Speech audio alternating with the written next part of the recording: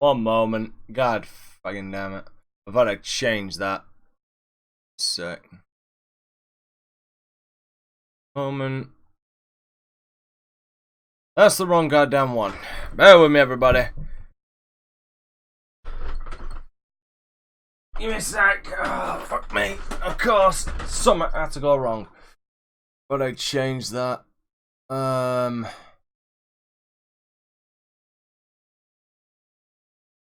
Okay, so where the fuck is the viewer? There we go. Alright, I'm here. I don't know why it's still this. I really fucking don't. It shouldn't be. Hey, Ari. Give me a minute, guys. Well, it's that. Second of all, no point in keeping this up. It's nearly fucking time.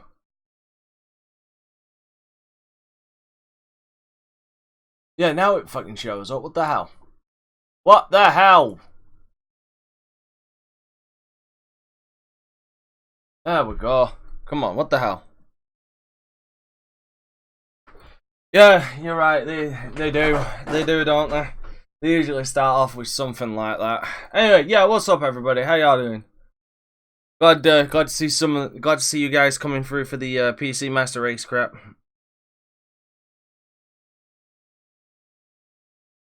Honestly, I don't really have expectations for the PC stuff because, I mean, they usually show off mostly games, but some hardware as well. I disagree. I think I'm looking forward to Gears 5. I'm looking forward to Gears 5. I always did like Gears. Alright, we are one minute away. As you can tell, guys, I'm soloing this one, so that's why we've got the controller byte stream previews. I just hope the fucking audio works. Should do.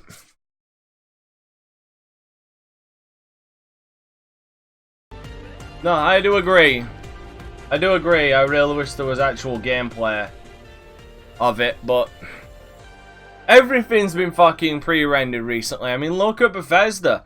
Like, what? There was like Wolfenstein: The Youngbloods and what? Doom Eternal. They're the only two games they showed off with gameplay. Really.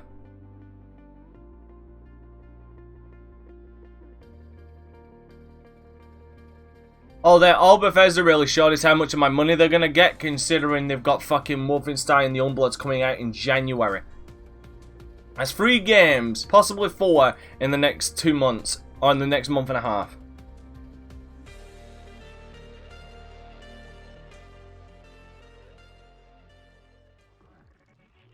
Alright, here we go. Disney's turning up. This is the PC Gaming Show, a celebration of the most vibrant gaming platform. For the next 2 hours, you'll see all new gameplay footage, trailers, and interviews. Taking the stage today are first gameplay footage for Vampire the Masquerade, Borderlands 2, Borderlands 3, gameplay, the reveal of Evil Genius 2, Starmancer. Tell me if this needs turning up. 2 new games from Coffee Stain Studios, Griftlands, Planet Zoo. Planet Zoo. What's next for Terraria? Holy shit, that's still being updated. Remnant from the Ashes, Mosaic, Warframe. Oh, more, of course. Baldur's Gate 3. Baldur's Gate 3. Shenmue 3. Oh, Shenmue 3! Unexplored 2. El Hijo. Age of Wonders, Planetfall, and more. Whoa! And now Shenmue 3! Gaming Show hosts. Day 9. Oh, powered by Epic Game Store. Oh, there are going to be so many pissed people about that. Good morning, good morning. Yes, ladies and gentlemen, welcome to. And y'all think, and y'all sleep on Show. the PC Gaming Conference. Yeah. Y'all sleep on it. Yes. We're so happy you're here today. We have a great show for you lined up. We got 30 games that we're going to be showing off. 30. Some of them will be updates to existing franchises and titles. Others Warframe. will be exclusive world first looks. Y'all ready? Stop being hit. I first want to thank our sponsors for helping make this event possible. Without their support, this event would not happen each year. So thank you so much. Thanks to you for coming out. It's 10 a.m. in Los Angeles. Happy Monday, everyone. Best day of the week. Tripwire up there, giving some support. Nice, I like that. Of course, thanks to you tuning in live from all over the internet, YouTube, Twitch, Twitter, Facebook, wherever you're tuning in from, welcome.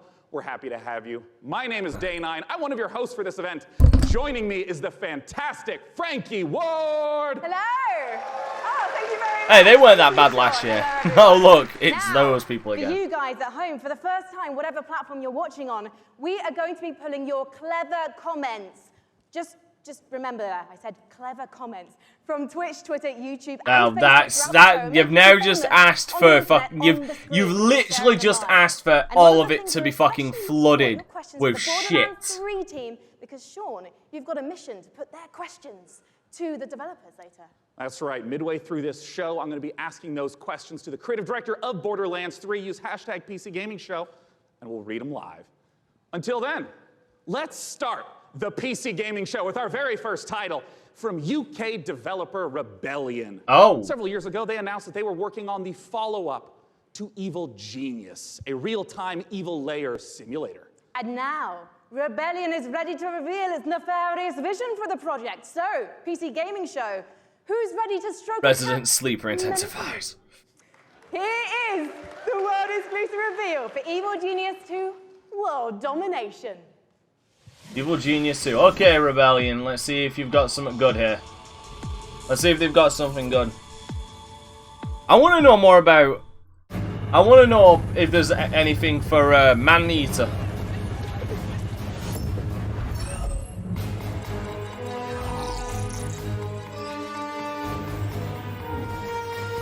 Oh, it's my wet dream come true. Building an evil empire, an evil layer. Hopefully it's inside an active volcano.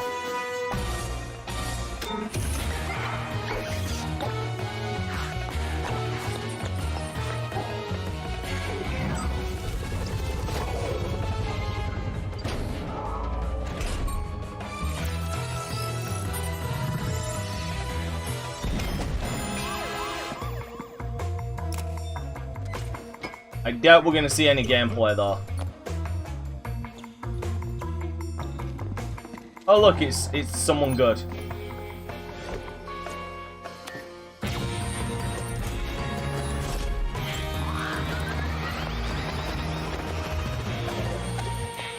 Boo! Boo, she made it. Damn! That's dark. No, it's Evil Genius 2.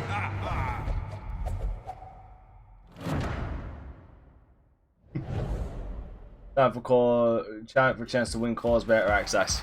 Okay, that looks... Vampire the Masquerade That looks Bloodlines 2 interesting. is the successor to one of the most beloved RPGs ever. And with me to talk about it, I have Brian Mitsoda and Cara Ellison from Hardsuit Labs. Now, Brian, you were a writer on the very first game, so what does it mean for you to finally get to work on the sequel? It means that a lot of people have very high expectations, and we have to meet those. Well, let's He take a looks look at so where we are going nervous. to meet them, because Like, he we are don't going wanna to be take there. a look at the world's first gameplay footage. Ooh, gameplay footage for Vampire the Masquerade Bloodlines 2. God, that is a mouthful. That is a mouthful. Good God, that man is tall. I'm gonna say a good 6'9". Guess I have to be the one to tell you. You're dead.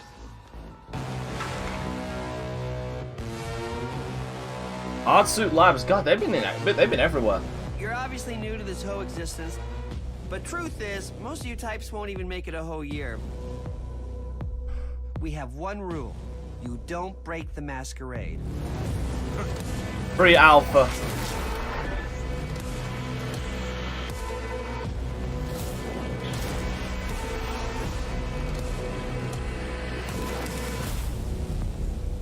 The city.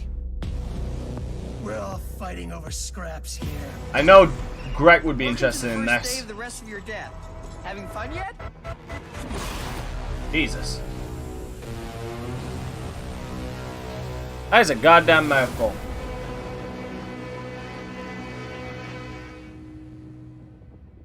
First quarter 2020, Jesus, it's coming out next year. Guys, what does it mean to be a vampire in this world? So in Empire, what it is, it's kind of a darker version of our world, and the vampires kind of need to keep their presence secret from humanity. So the vampires are kind of staying hidden in the shadows while also needing to feed on human beings and kind of manipulating us in order to get blood. We're talking about feeding on human beings. I'm getting flashbacks to last year's show. Cara, it's not just a case, though, of sucking he's blood storing and us hell. He don't it's want to be actually there. Different types of blood do different things. That's right. So we have the resonance system, which means that essentially vampires can kind of see the emotional resonance of human beings, like fear. Oh boy, or yeah. desire, and then they can.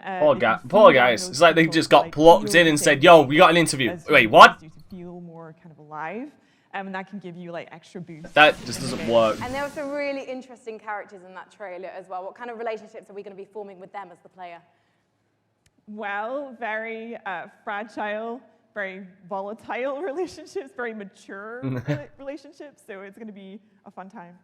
And one thing that was really intriguing to me when I was learning about this game I just is want it. you don't just get bitten and turn into Nosferatu, Dracula, or Brad. Nosferatu, you fucking imbecile! God damn, how do you fuck that up? You actually have to adjust to your environment to becoming a vampire, is that right?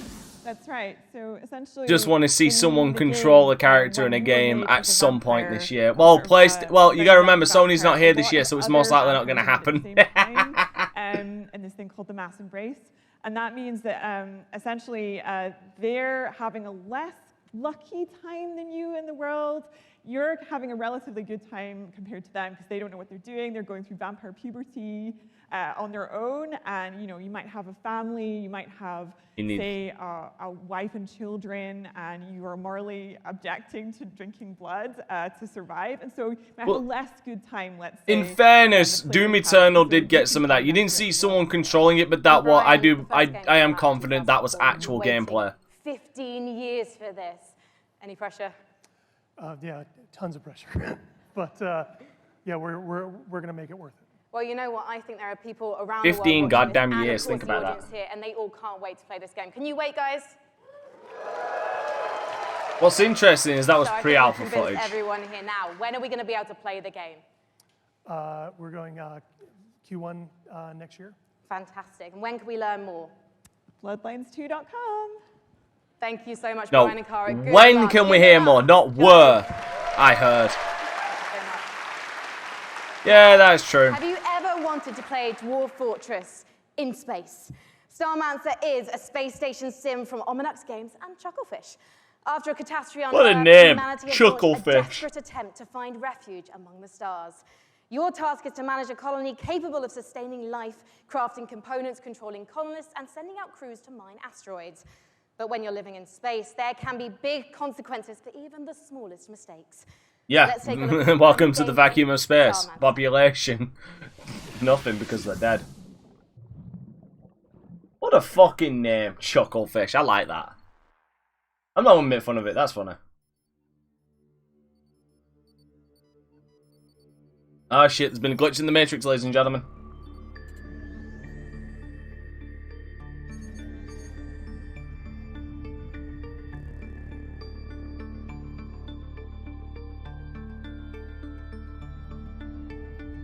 Isometric pixel builder.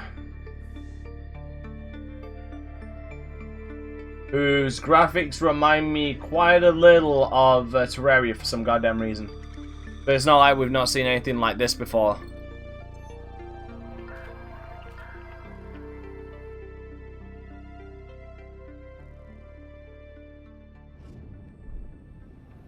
Genesis 2. Not sure, I don't think so.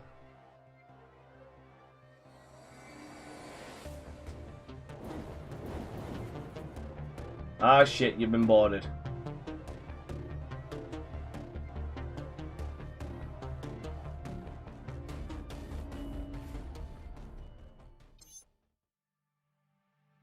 Cycle failed, rebooting cycle 13.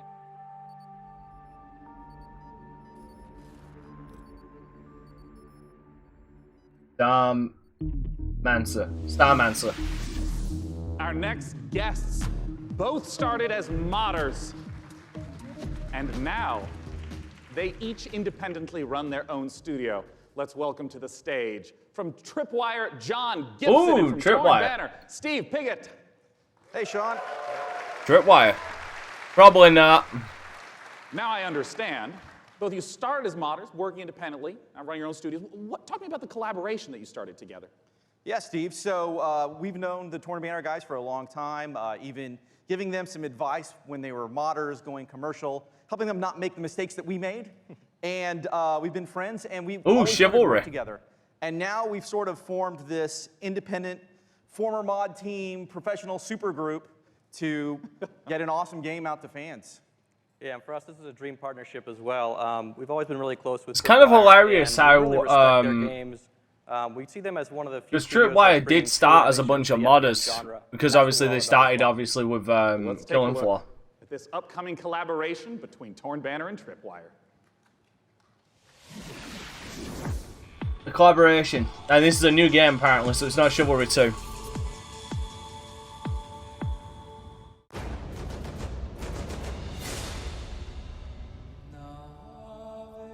So obviously Tripwire is publishing it, most likely.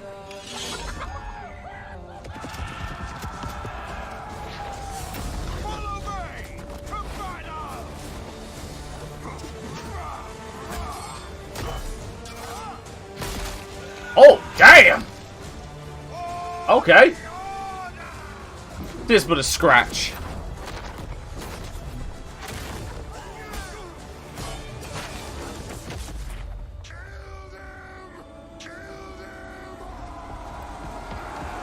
Holy shit. Chivalry 2.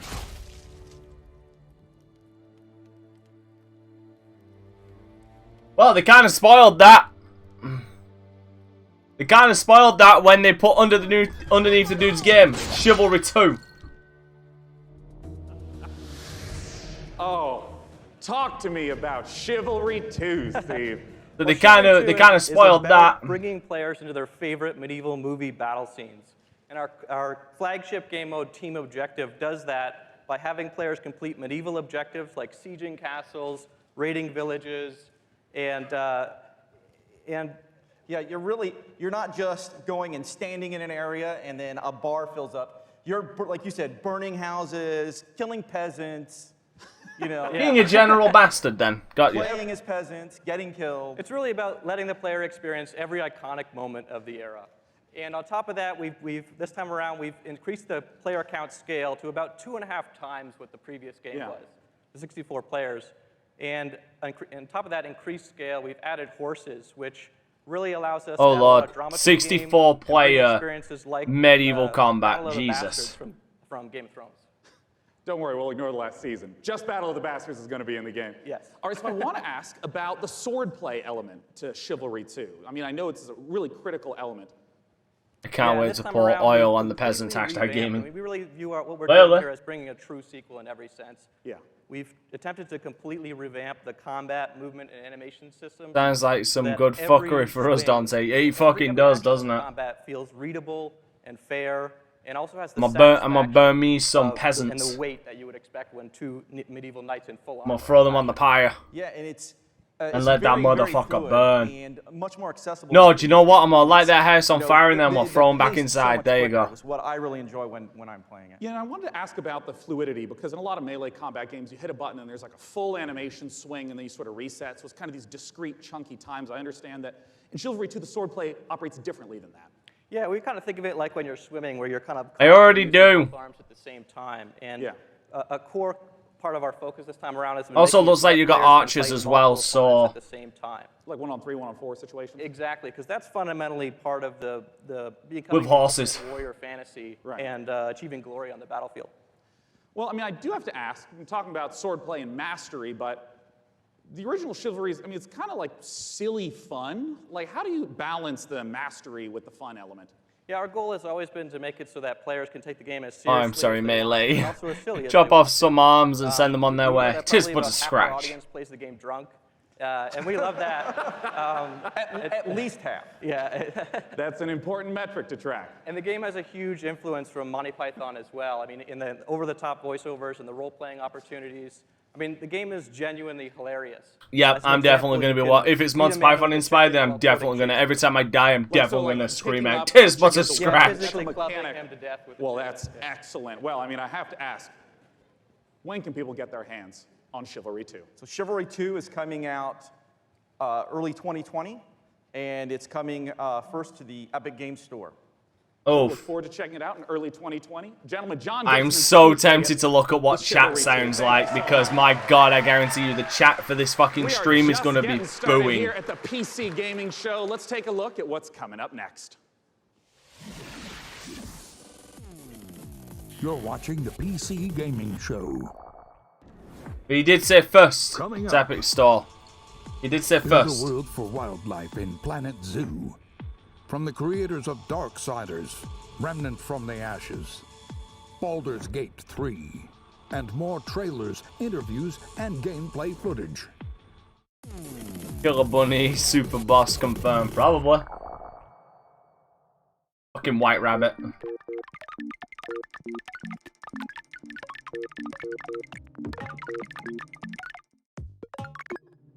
Flip block, what?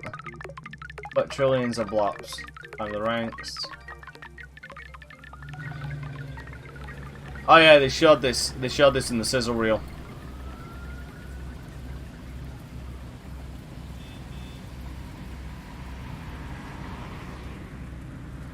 But that just looks like a lonely existence.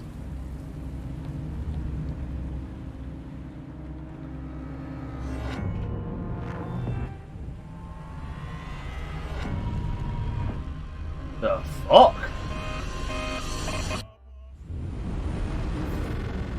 Mosaic. That looked weird, walking through a halls with just fucking arms coming after you. What the fuck? That was a brand new trailer for Mosaic, a dark and atmospheric adventure game coming later this year from developer Byte and publisher Raw Fury. So how are you guys enjoying it so far? There's been some swords, some space stations, vampire puberty. We're listening to I don't care for that, thank you. Throughout the entire broadcast, no matter what platform you're watching and ranting on, so keep them coming. Our next game is a ghost-themed multiplayer hide-and-seek game inspired by a popular mod. Charge up your proton packs and get ready for Midnight Ghost Hunt. Midnight Ghost Hunt. So we're a ghost hiding from a bunch of Ghostbusters. Fair enough. No, it isn't a mobile game. It isn't a mobile game. That's a joke app for the game, for the actual game. There's only you and me. When the night falls, Holy shit, I wasn't wrong. you can count on me. You're a ghost hiding from fucking Ghostbusters. It'll make you feel brand new. So just tell me, where are you? I got a big surprise for you. Damn!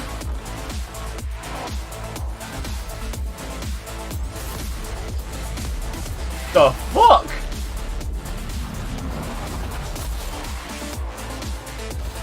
Alright, cool, the ghosts can fight back.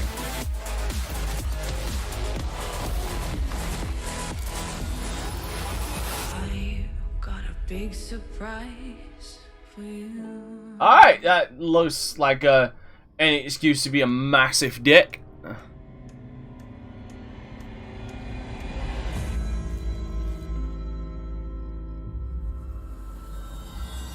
Oh lord. No time with the Ghostbusters, I'm disappointed. Joining me Probably. on the stage to talk about Midnight Ghost Hunt is the dynamic one-man team. Creative director, programmer, designer, it's Sam Malone! Thank you for Poltergeist the game. Sam, Dickhead the ghost. please tell us what is going on in that. What is Midnight Ghost Hunt all about? So Midnight Ghost Hunt is a multiplayer ghost hunting hide-and-seek game. You can play either as ghosts or ghost hunters, like a 4v4 format. I see. The ghosts can hide inside average everyday objects. Oh, so it's a around the house. 4v4. The goal is to look like harmless furniture, but on the inside, they're not so harmless ghosts as you saw. Yeah, and if I'm understanding correctly, it's not about hiding as a lamp to try to assault and take out a hunter. It's actually, you would do that so that way you can keep running away and continue to hide. Exactly. So the main objective of the ghosts is to try to stay hidden as long as Boo, they can prop hunt. until There time it is. runs out, until the It's clock boo, strikes prop midnight. hunt. Midnight being kind of the hour of the ghosts, basically. They can fight back if they like, but in general, they want to try to hide. But if there's a hunter kind of off by himself, he can quickly just hit him in the back of the head and knock him out real quick, and he has less hunters to deal with at that point. See. Well, what's the identity of the hunters? I mean, we've been seeing furniture flying all over the place. What are the hunters doing? So the hunters, it kind of can be divided into two different segments. The first part of the game is kind of almost like a detective game because they're sort of trying to figure out where the ghosts are hiding because it's not really obvious at first glance. So they've got gadgets like a footprint tracker, they've got like a radar like you saw. Prop hunt. Yeah, it's the prop hunt versus hunters. The props fight back. It starts getting a bit more chaotic. No, prop hunt too. The props strike back.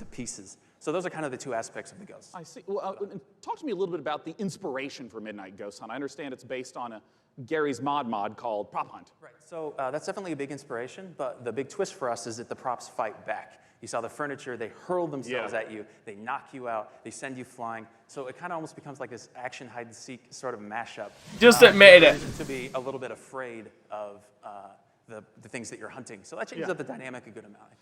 And I want to ask about when the clock strikes midnight. We saw the very spooky red color pop up. We didn't see what happens then.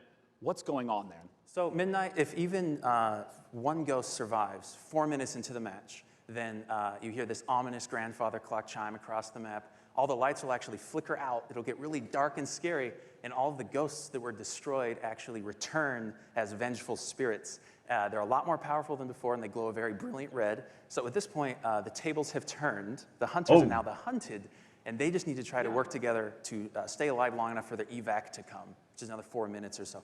Usually the ghosts win when it gets to midnight. Are you talking about like 90% of the time? Like 90, yeah, usually because the ghosts are so overpowered at midnight. Right. The hunters are doing whatever they can to try to prevent midnight from even occurring by destroying all of the ghosts and clearing the house, basically.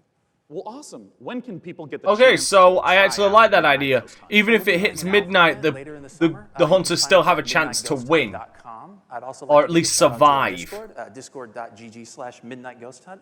Later in the summer, we'll be giving out keys on our Discord as well as on our main website. Well, wonderful. Ladies and gentlemen, Sam Malone. It sounds interesting. I'll give him that. And apparently he's the dude behind all of this. Like, this is a one-man game. For our next title, we got Frankie Up in the Balcony, and if I understand correctly, Frankie, this is a sequel. You do understand correctly, Sean, yes. It's a big sequel to a small indie game. Unexplored 2 is a procedural adventure, a roguelike that challenges you to fight. Danny Phantom damns you all. Explore a beautiful world. Damn right, Danny Phantom's gotten serious. Search for magic lakes and ancient statues until you die. And die again. This is Unexplored 2. Unexplored 2, okay. Let's see. A lot of world exclusives coming up.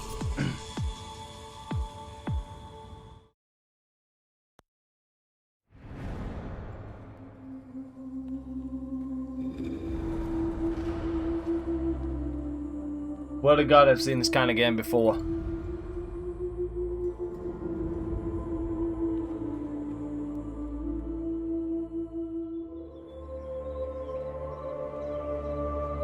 Okay, kinda did get beautiful as soon as it stepped outside.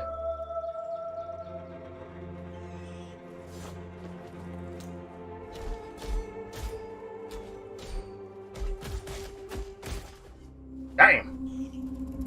Brutalized. Oh, it's a roguelike.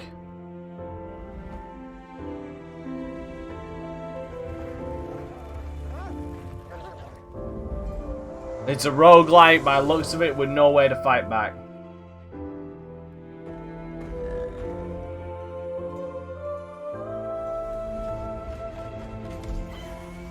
Oh wait, by the looks of it there is a way to fight back.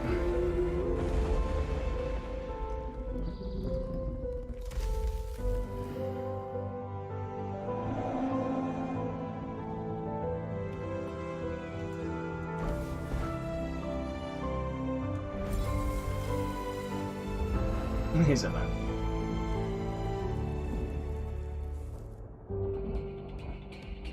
Alright. Fair enough. I mean, it looks good. It looks beautiful. The biggest bang for your buck that you can get when building a new rig is investing in a new monitor. And here to talk about a groundbreaking new display is Samsung's Dean Del Oh, so now we're getting hardware stuff. What you got for us? Today we're here to announce the new Samsung C27 RG5 curved gaming monitor. Well, let's take a look. Jesus, 240 hertz. Jesus. Oh, most definitely. I am interested in it, definitely.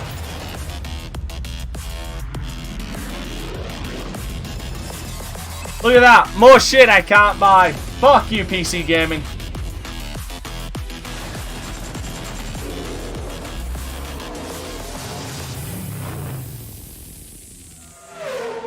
I'm also very interested to see how much.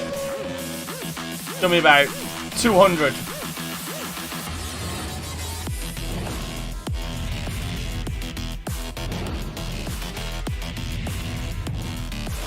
Dude, imagine 3 of those set up. How much? Dean, we've seen the video, and I gotta start asking. Talk to me about some of those juicy features and specs. So it's a 240 hertz curved gaming panel. We believe it's a world first. So you have lag-free and tear-free performance. And we think that the curve, it's a 1500 art radius, is going to be a very immersive experience that you wouldn't get from a traditional flat panel. And I wanted to ask a little bit about some of the color specs. Dude, imagine 3 of those curved around. Jesus. So you get those deeper blacks, brighter whites, and hopefully you'll see your enemies first before they see you in the dark scenes. Yeah, and I understand it also has G-Sync. I saw that flash up on the screen as well. First G-Sync compatible monitor, so we're super excited about that. Well, since this is the PC gaming show and we're showing off a huge variety of games here, what are the types of games that you would expect that 240 hertz refresh rate and the G-Sync to work well with? Sure, so we think everybody's going to appreciate the speed and the performance, but ultimately, esports first-person shooters are really going to benefit. Right. Well, of course, I have to ask, not just when is it available, but what type of cost are we talking? Sure, so it'll be available in mid-July for under $400. Under! 27-inch panel. So under! Gaming lineup to 8 models, yeah. Yeah, just under. I mean, that's the $300. Wow. Yeah, so our gaming line will be expanded to 8 models, ranging from 24 all the way up to a 49-inch dual QHD. Check out samsung.com/gaming240 or see us in the back of the room for more info. Yeah, that's right. For any of you in the audience, but you, maybe, you can go there for it. It's not 4K. It's not 4K. Not for that price point. It's not 4K. Well, I want to let you know. And it's not we have 4K. all sorts of great presentations and games coming up. Let's look at what's coming up. I'm gonna be happy with just my free monitors. Trailers that never my free oddball monitors. Gearbox answers burning questions about Borderlands 3. There's burning The next questions? game from Clay Entertainment. Get ready to rip the galaxy a new wormhole in Valfaris. And more.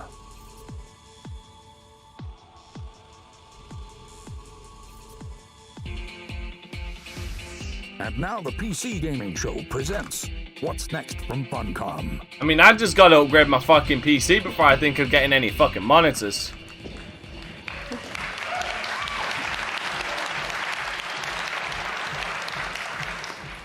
Hello, everyone. Thanks for the warm applause. It's very exciting for all of us at Funcom to be here at the PC Gaming Show for the very first time ever. And naturally, we would like to show some of the cool stuff that we've been working on. Go on then. So, without further ado, here are some of the games coming for 2019. Alright, I use my TV as a monitor. Something strange is going on all across the zone. Mutant Year Zero, Seed of Evil. Until now. Available on everything, apparently. Oh, it's an XCOM-like game. Isometric turn-based. A lot's happened since you've been traveling, Khan. We could use your skills. Stalkers got each other's backs, right? What happens to you happens to me. The fuck is with that deer head? That is off-putting. Conan Unconquered.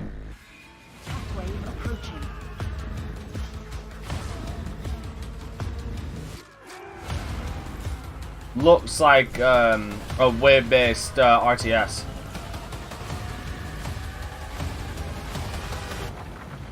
Holy shit!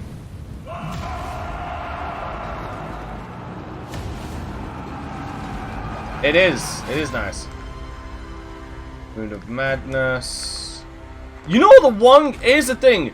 Do you guys remember a couple of fucking E3s ago, some ex-developers from 343 and Overkill announced a game called GTFO? Whatever happened to that?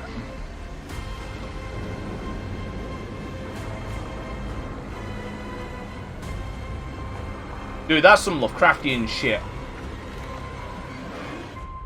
Who would have thought? My son, off to fly among the stars. Dude, that's some Lovecraftian shit right there. Please welcome to the stage, founder and director of Mighty Kingdom, Philip Mays.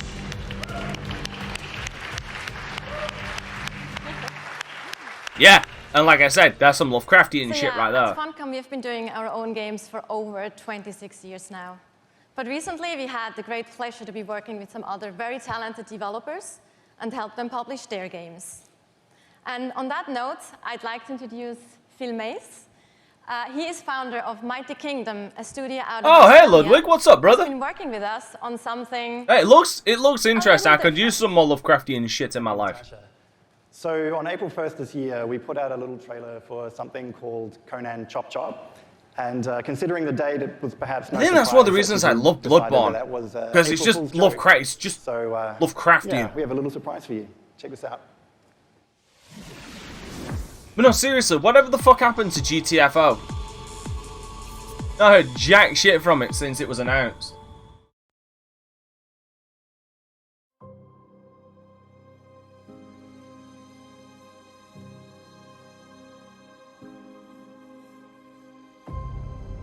Best Conan game yet, Dark Zero.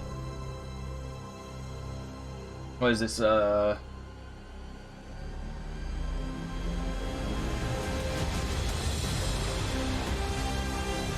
Okay, that just suddenly took a weird turn in style.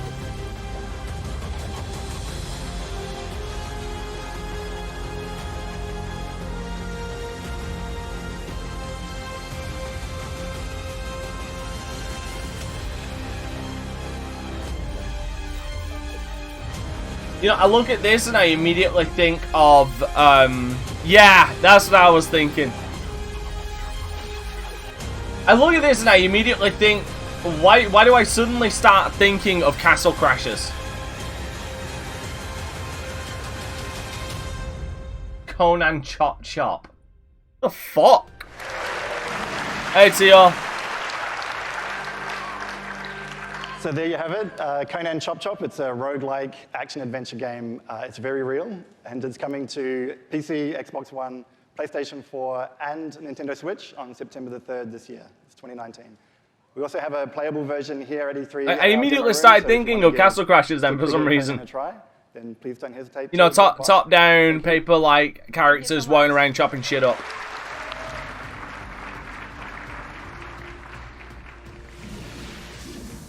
Last Oasis is a nomadic survival game set in a post-apocalyptic future where the Earth has stopped rotating. The last humans need to outrun the blazing sun in massive open-world environments. Good times.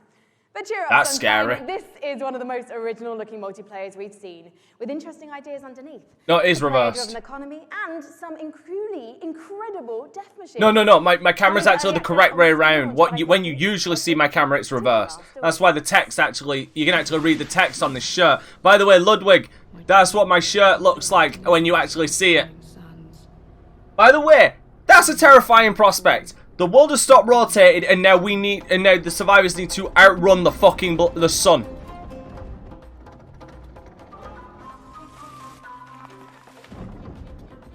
That concept alone terrifies me.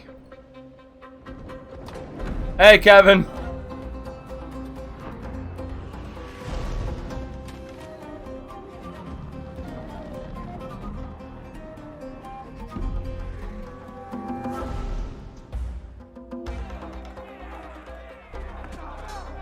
Yeah, but apparently it's constantly doing it.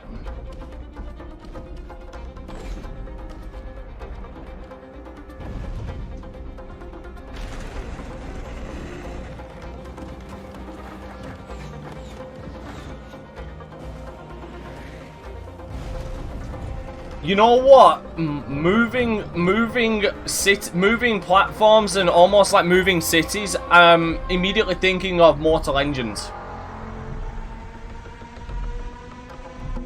There you go.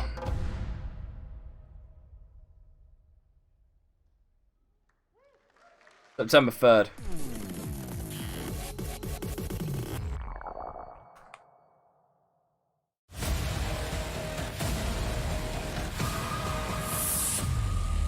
Age of Wonders Planetfall.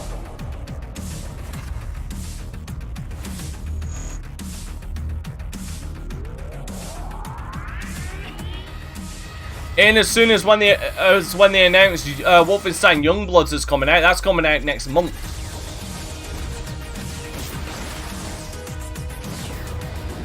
Which means this guy got to start getting the spending, saving. Sorry, should I say? Wait a minute, was that big giant gun strapped to dinosaurs? I hope that was.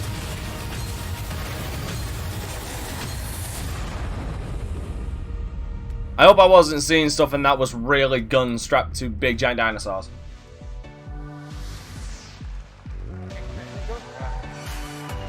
Don't fucking do it. Don't do it. Age of Wonders Planetfall, a 4X strategy game, and joining me on the stage to talk about it is the game director, Leonard Sass, and principal gameplay developer, Tom Bird. Welcome, guys. Hi.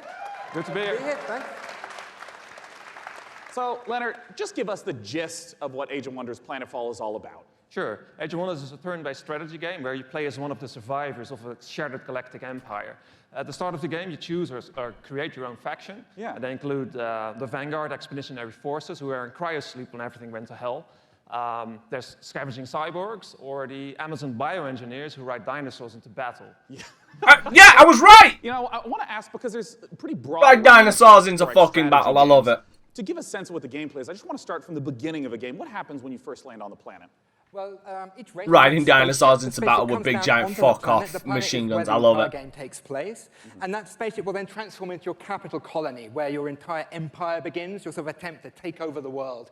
Around you, you've got a number of sectors, and each of these sectors has a little story. Well, not most of them. So maybe you'll find... In fairness, Lotus, here's the thing. In fairness, they have a lot of they have a lot of sponsors, because it's thanks to those sponsors that this show can even happen. Why do you reckon it's so low key? Like Tripwire, Paradox Studios, and a bunch of other companies. Samsung even sponsored this show, and that's the only way that this show could happen. You know, I saw the expansive tech tree show up in the game briefly, and I know that growing resources in tech is a huge part of strategy games. How does that function?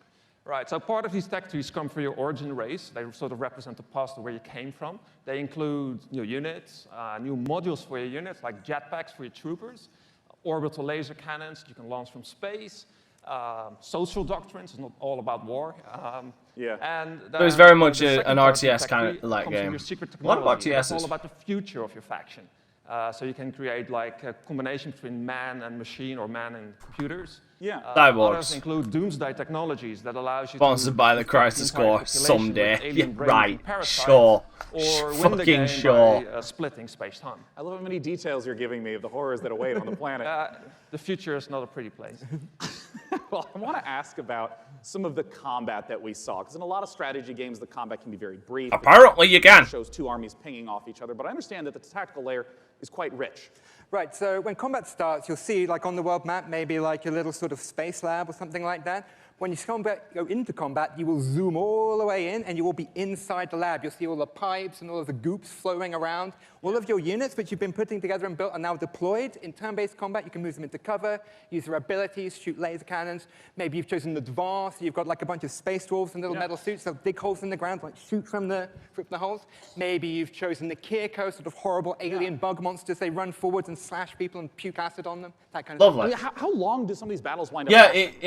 it's also grid-based. You know what? The combat reminds me. The whole movement thing kind of reminds me of Civ. 20 units on their side. You've got orbital cannons blasting holes in the world.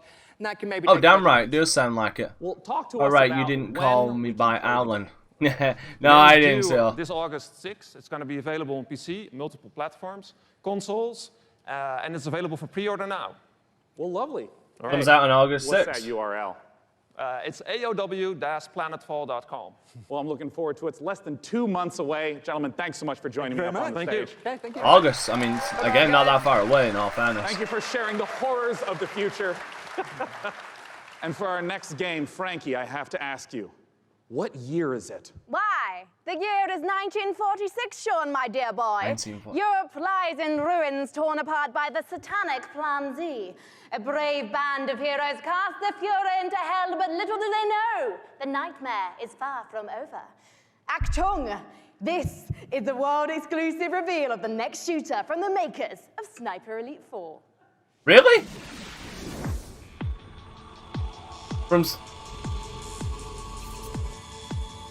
Really? Rated M for mature. Alright, you have my interest. Not actual gameplay show, representative of gameplay mechanics. I swear to God, is this Sniper Elite 5? No, it's Sniper Elite Zombies.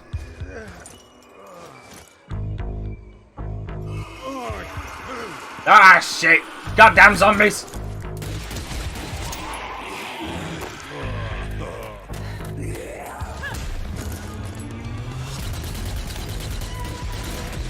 Oh, it's 4-player zombies. No! No! We've had enough of these. The Walking Dead. World War Z. We don't need another.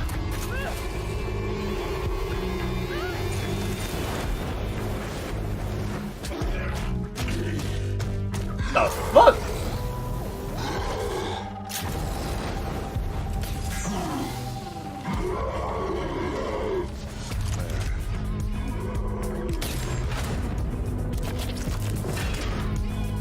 Lovely.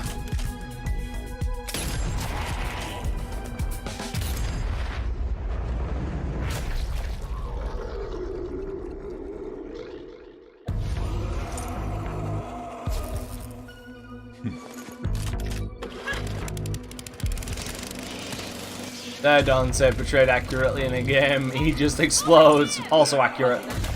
Just die. Come on, let's go.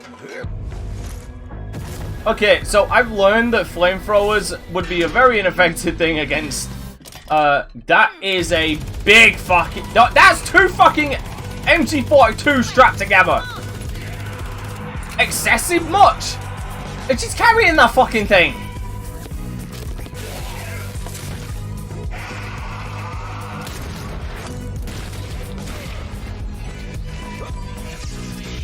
Come on!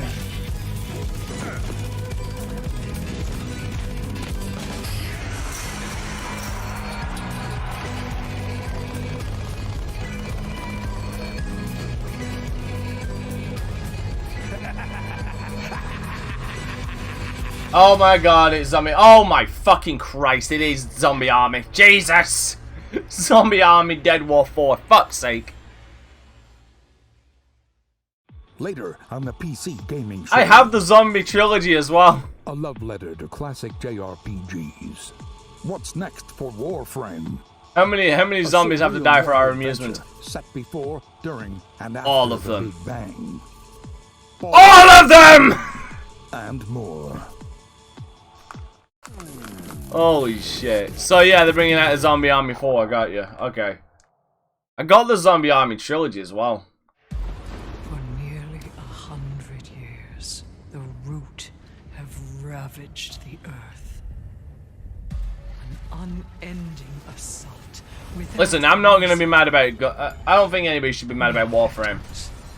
And that's been working on. Not understand. This evil will consume our world and the countless worlds beyond. I think this is the Dark Side spin-off. You rise to I think. By fury and blood. I need to do some more Warframe.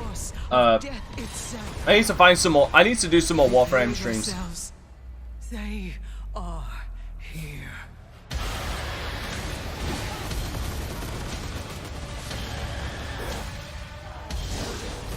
Listen, it's a 4-person co-op shooter, but as long as it don't have fucking zombies.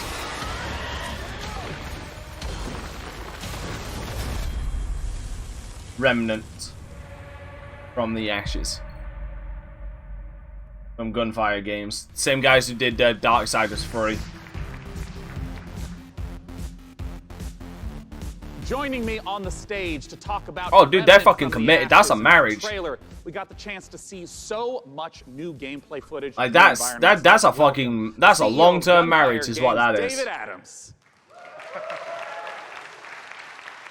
So, David, I want to ask right away, for those who are unfamiliar with Remnant from the Ashes, what kind of game is it? So Remnant's a co-op action shooter set on an apocalyptic Earth and across a bunch of cool fantasy worlds. Yeah, there you go. Told you. In that trailer, we got the chance to see a huge variety of different environments. Like, what are these different places? Who's the player in this story? So as a player, you're on sort of a Odyssey-like quest to save the world, and we really wanted to have a bunch of different cool locales that you go to just to experience a bunch of different stuff. I'm just curious, how many 4-player shooters are there out there right now? And one thing that we've talked Someone to about play with with your friends and shit. I'm just curious. The game that you could play through it 10 times and still be seeing new bosses, new monsters, new locations. How exactly does that work?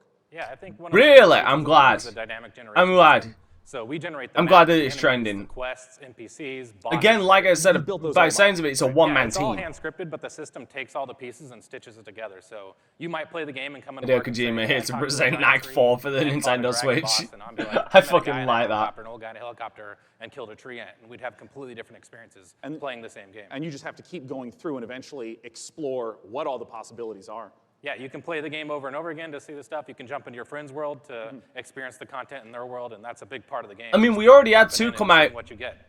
Not this year, but in the like, goddamn, we had Overkill's The Walking Dead, and we've had World War Z, which apparently World War Z is actually a pretty good The game. loot in the game is all legendary items, and it's tied into the dynamic generation. So if you fight a boss or meet an NPC or get a cool, unique side quest, it generally coincides with a cool, unique item. It might be a boss weapon or a magical item or armor. So if you play the game and you get all completely different events, you'll have different equipment than I have. And in the trailer, I also saw that there were 3 people walking through these. And you mentioned the co-op experience. How does co-op function in the world? That gun ain't doing bollocks damage. He's doing one hit. Jesus. I mean, you will die a lot in this game, so awesome. There's a huge advantage to bringing your friends to come in there and help you take down bosses or fight off different events. So it sounds like it's going to be open world. Bloodborne and Dark Souls. I'm really looking forward to Remnant from the Ashes. What's the release date, and where can people go for more information? So Remnant's coming out August 20th on PC and Xbox and PS4. And if you pre-order the game now, you can actually get in early and start playing the game August 16th. Well, awesome. Ladies and gentlemen, David Adams from Gunfire Games. Thanks so much for talking to us about Remnant. Yeah, you're going to balls up Darksiders 4. Earlier, keep those questions coming. I will be asking on stage the creative director of Borderlands 3 everything you want to know. Doesn't matter what platform you're on, just use hashtag #PCGamingShow. And until that time, let's talk about our next title. At least This it one ain't was goddamn announced zombies. 2 years ago at the PC Gaming Show here. I named 3 of them that is the same.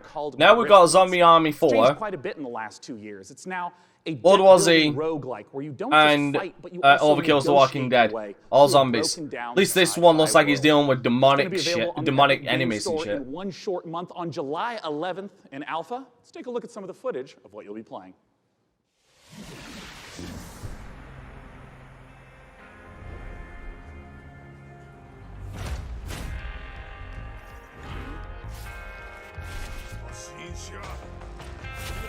The hell?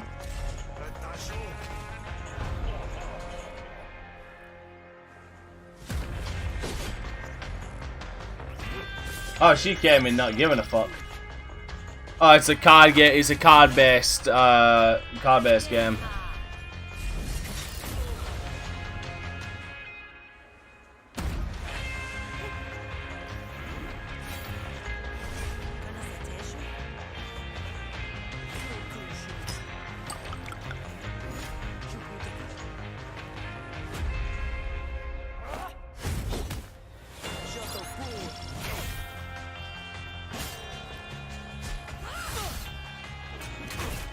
You know what? You know what? Okay, minus the card aspect. Do you know what that reminds me of?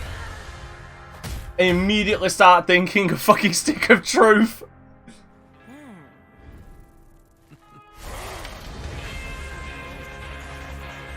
Like with the bleeding and all that shit. Griftlands. Okay. Alpha available. Epic Store exclusive. Available July 11th. Planet Zoo is the latest game from the makers of the brilliant Planet Coaster. Please welcome Piers Jackson and Lisa Bowens from Frontier Developments. In 2D were available. Now, Hey, Piers, Chris. what kind of zoo are we going to be running here? So Planet A Zoo large is a one, new management a sim planet game one. from us. It involves you building and looking after a modern zoo, and you get to look after the most authentic animals we believe you've ever seen in a video game. Each of our animals are unique. They have their own needs, their own desires, and their own behaviors. They interact with each other and react with the world that you build around them. And today, for the very first Oh, great. time, Animal we're Cruelty, the excited video to game. show everyone here I love a it. gameplay video and to He says sarcastically. Fantastic. Let's buy the world's largest family pass and take a look inside.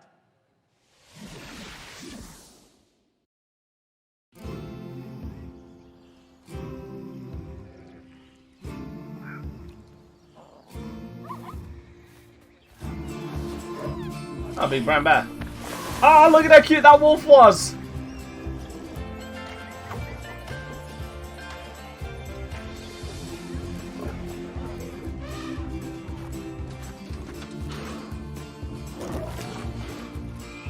I gotta admit, I have to admit, this looks good. There's one hell of a vacuum.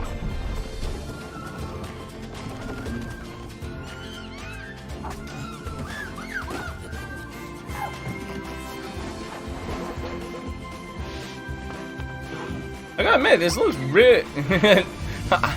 Okay, I want this now, gimme.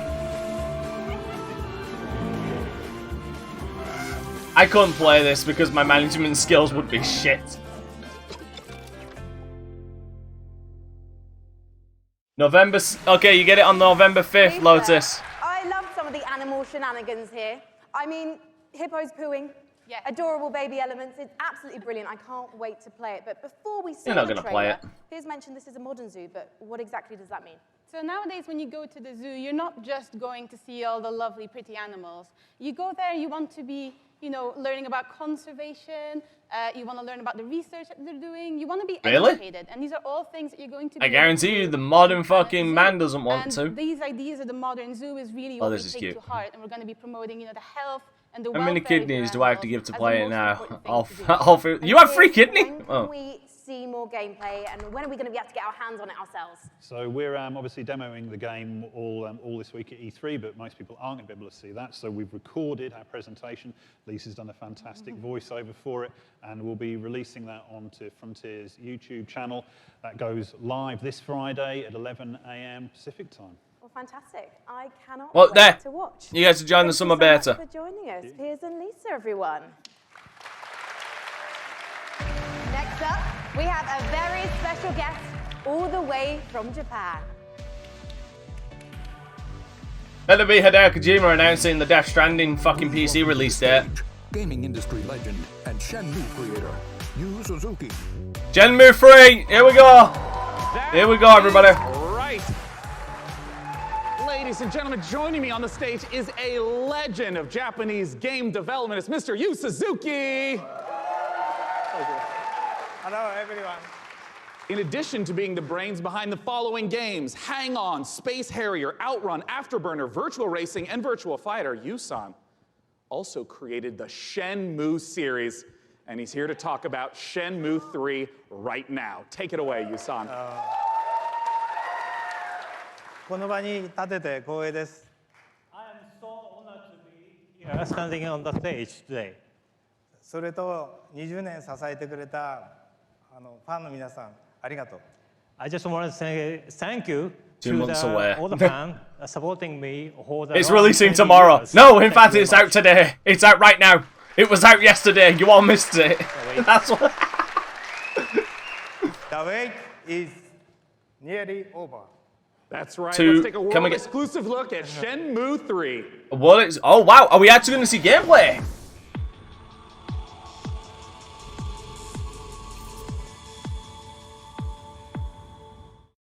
Honestly, I don't think your kung fu is strong enough. Your kung fu is not as good as my kung fu.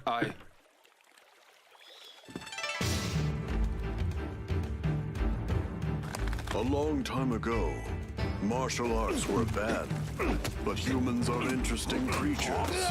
They practiced in secret, away from prying eyes. It looks how I expected. One even practiced atop this very boat. Non-Tread survived the ban and was passed on in this way.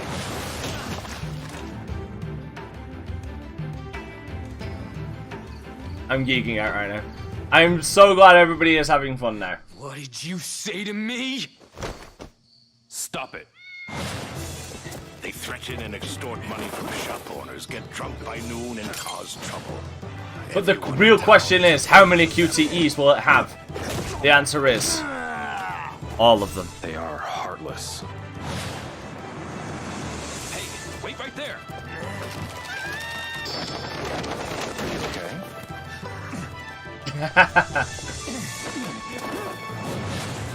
This is him, the Japanese guy who got in our way. You've got some guts to barge in. Looks like a Dreamcast game, I love it. It looks like a Dreamcast game if you HD'd it. November 19th. I know so many people have been waiting for Shenmue 3. I would like to once again thank you so much. Thank you, Yusan, for joining us today. Thank you.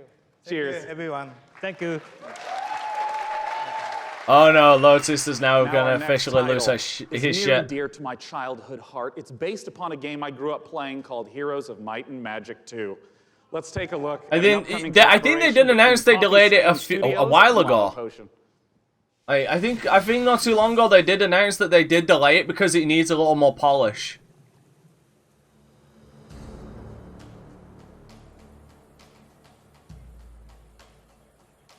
Pixel art game. But no, I do recall hearing the news that it had been delayed. Even though I'm not religiously following Shenmue 3, I did hear that it had been delayed.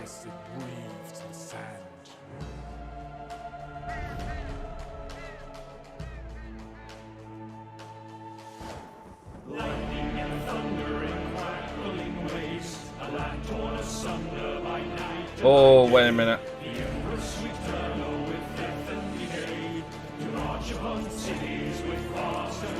Oh, okay. You know what, Arizona? I fucking agree with you. But we need a Golden Axe game that isn't gonna get ruined, in my opinion, by the graphics like Battletoads did.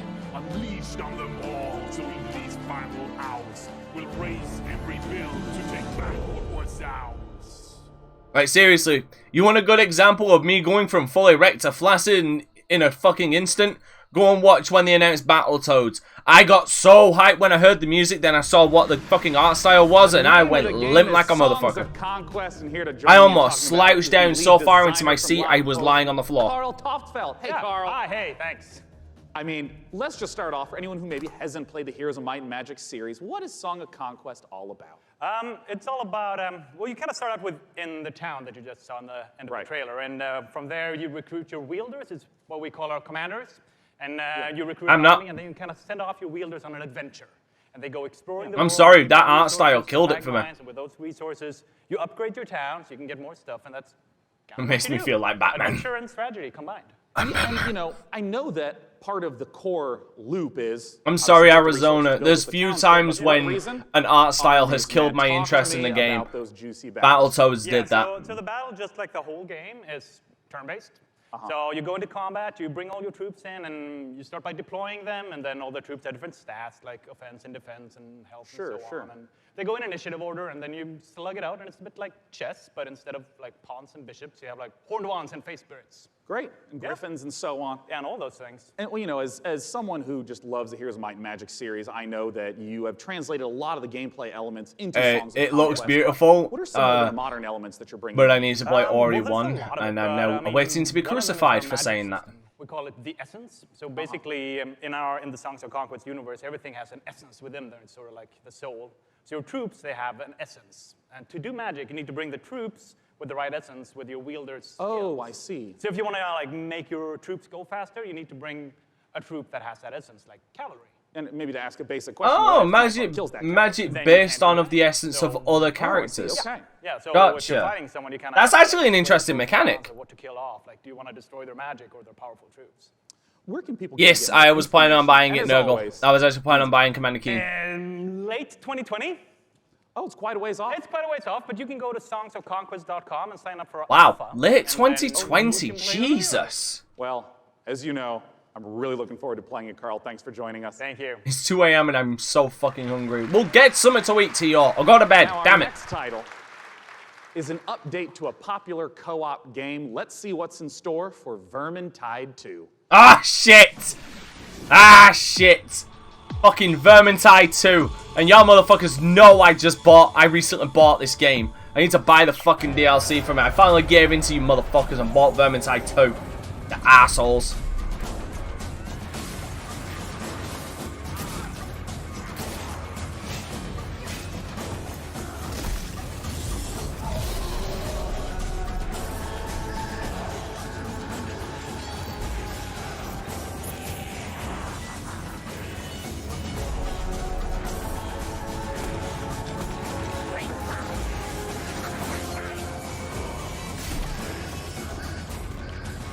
Yes, Vermintide 2. So it's something new for Vermintide 2.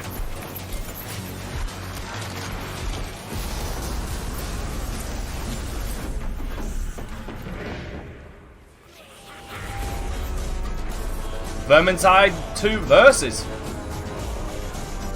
It's slowly making its way into the paradigm of becoming Left 4 Dead 2.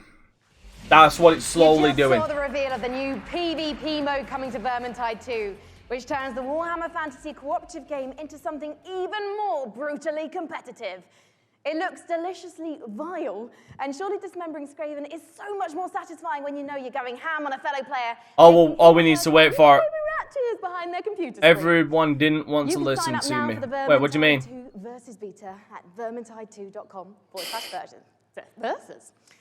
In Per Aspera, you're an artificial consciousness orbiting Mars, whose ultimate purpose is to terraform the planet, starting from a single drone in your landing site and turning the planet into a flourishing second home for humanity. Thanks, Courtesy Val. of developer Talon Industries and publisher Raw Fury, here's a first ever look at Per Aspera. Rasper. Okay. Pixel art. As we all know, reaching the Red Planet was not humanity's greatest achievement. Okay, I was wrong. Yeah, I was wrong. Transferring the complexity of the human mind to machines was. So they can succeed where we Well, I own Vermintide and it is interesting. build us a home on that distant, dusty rock. Today, Amy reaches Mars and begins their mission. Amy, are you with us? Okay, so it isn't pixel art, but it looks at the art style looks interesting. Houston.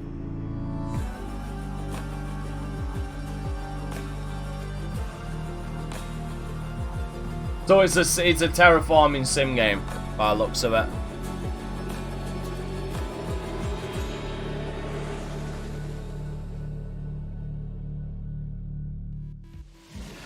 In the Assassin's Creed universe, our next guest sent players back in time to rewrite history.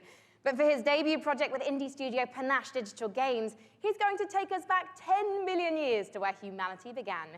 Here to tell us all about ancestors is creative director and co-founder Patrice Desolé. Welcome, Patrice. I remember seeing ancestors Been waiting before. 10 years. Yes. To come back on a big stage at E3 showing off a game. Well, it's fantastic. A big stage. Okay, no disrespect to the PC gaming conference.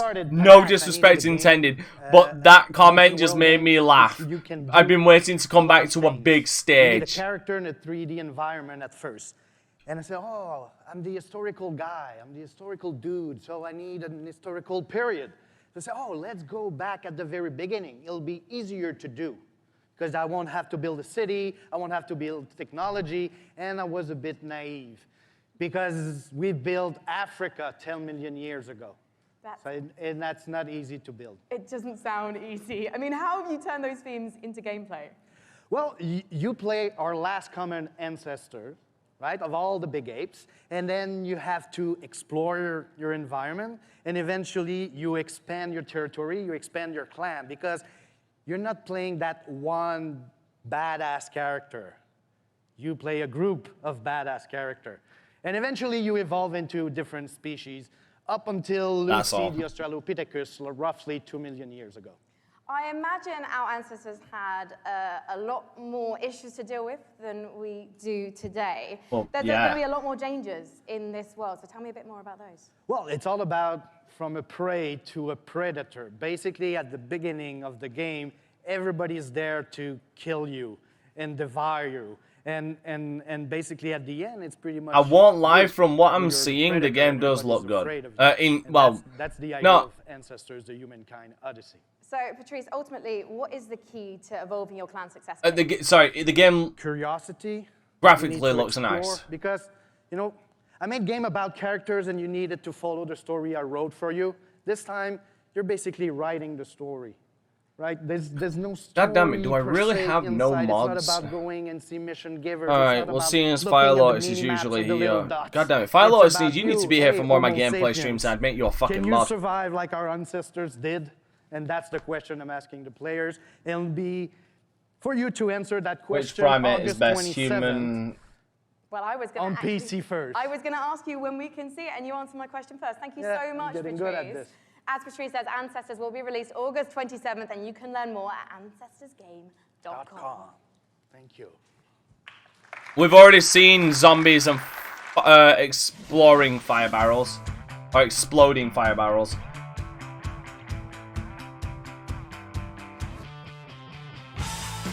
Uh-oh. Wait, are they saying... Oh. God, if Shenmue 3 is gonna be Epic exclusive, people are gonna be pissed.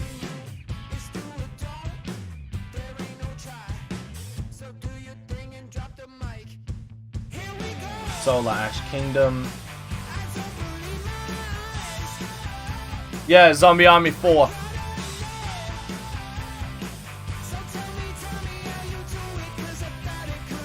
Untold Goose Game.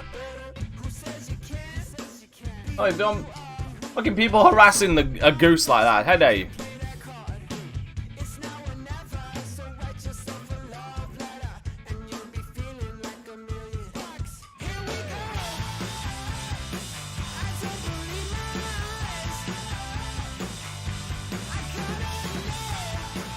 We're getting, this is our sizzle reel now.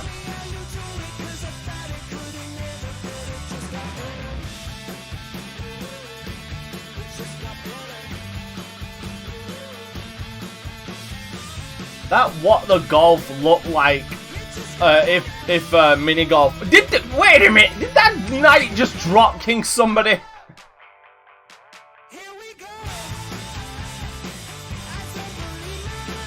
What do you mean, Nurgle? It's already being made.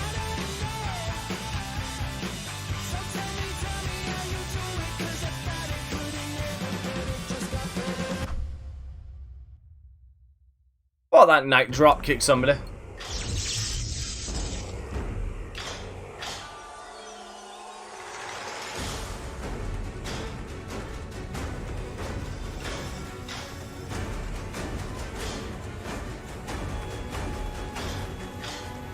Yay, a 3D chess game.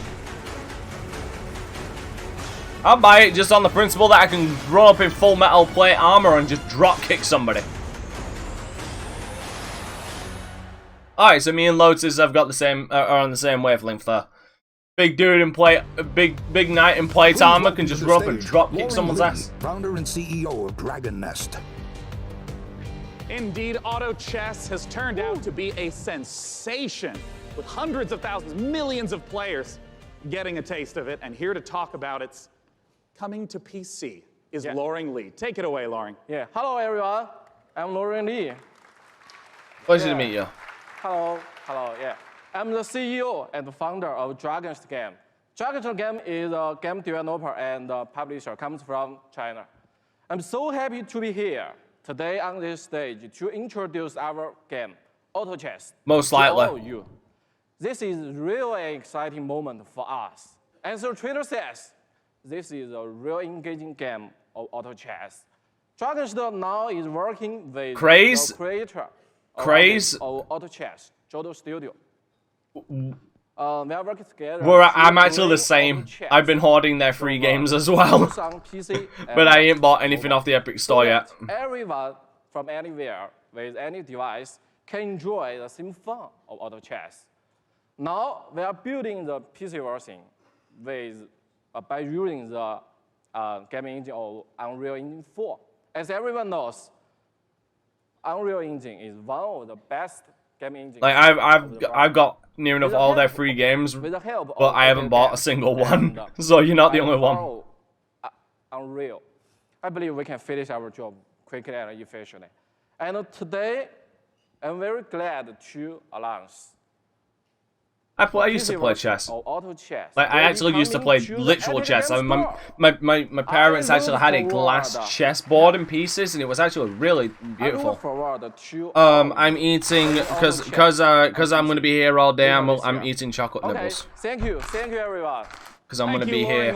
I'm gonna be sat down doing 3 fucking conferences until like 4 in the fucking morning Tuesday. Once again, Auto Chess. If and you it have is not played, currently. you must check it out. It is so fun. Our next title with Frankie. It's nearly 7:15, and the next one is Ubisoft at 9 o'clock. And I expect you all to be there for the cringe. Except you two, I expect you to be in fucking bed. Chris Tales is a great example of that. A gorgeous indie love letter to classic JRPGs developed by a team in Colombia. Chris Tales' spin on the genre brings a unique perspective. Like I'm going to watch the Ubisoft one only for the fucking cringe and so I can laugh. That's all. Like seriously. Here's the world exclusive reveal of Chris Tales. No, mine. They're all mine, Teo. All mine.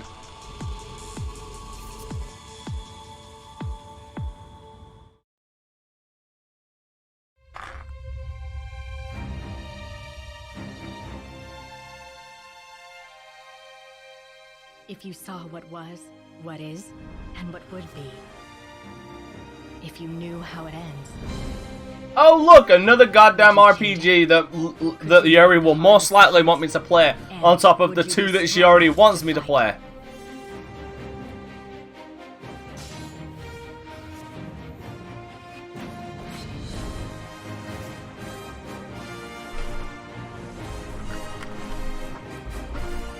If you learn from the past and act in the present, you can. Oh, the art style looks gorgeous as hell.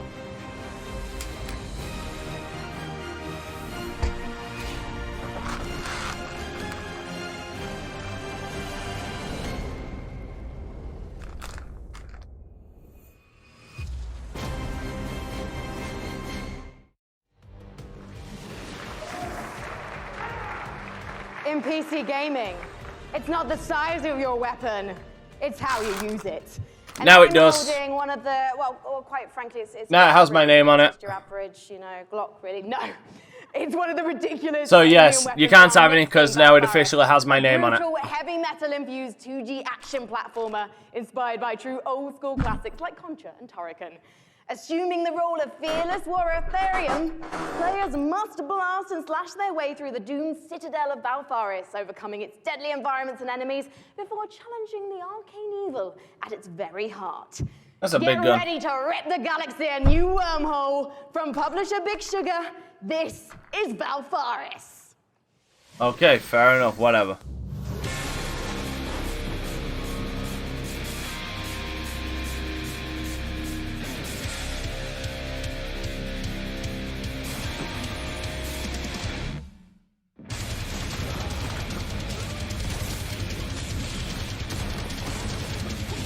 Now I'm curious, is this going to be a left or right platformer gunner, or is this going to be, or is it roguelike, or is it Metroidvania style?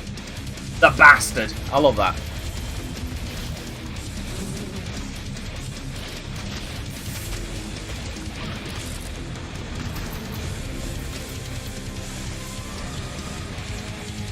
I'm interested. I won't lie.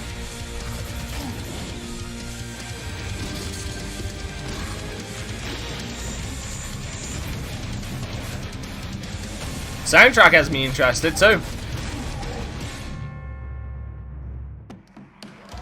And it's coming to Steam. Incredible action in the Valporis trailer. I'm very excited for our next guest. In case you have not been in downtown LA, E3 is covered with Borderlands 3 art. It's amazing, it's beautiful. And joining me is the amazing and beautiful Paul Sage, creative director of Borderlands 3. Alright, Borderlands 3 talk. There you go, Paul. Well, Not exactly my cup of tea, but you know. There's been so much hype around Borderlands 3. What's the stuff you're really excited to be sharing this year at E3? Oh man, so we've talked about our Vault Hunters. Well, this time we get to talk about Mose. And she is our gunner vault hunter, so she has a big mech, so it's one of the things. All about loot. We're talking about we get gameplay? Shields, grenades, those things, going to different planets, so a lot of stuff to talk about. Well, I want to start right off with Mose. Tell us everything you can about her. Okay, yes. Nope, they're showing the trailer. They showed Microsoft. It's called Iron Bear. She gets into Iron Bear. Yeah. We have multiple action skills, which means that she can equip either a minigun or a railgun or a flamethrower. If you want to barbecue your enemies, something like that. Oh, so, nice. Mix and match. Yeah, Mose is a terrifically fun character for us right now. Now, we've been excited to be collating a whole bunch of community questions. We're going to break them into two categories. First, there's a whole bunch of repeat questions that I want to make sure we get to right now. One of the big categories is about loot, because you've mentioned having a billion guns earlier, but what can you tell us about I think their actual wording was a quintillion. Right. Yeah, so let's talk about grenades, like one of my favorite things that we don't get to talk about a lot. So in the past, we've had grenades that they've had like one thing. They can bounce, they can stick to different things, Yeah. This time, we're combining like all of those things. So for instance, the other day I was playing and I threw a grenade and that grenade had a bounce, it would stick, an explosion would come out, and the grenade would fire guns as it was going through. Well, so I don't own the Handsome Collection, so apparently it's only for the Handsome Collections, Val.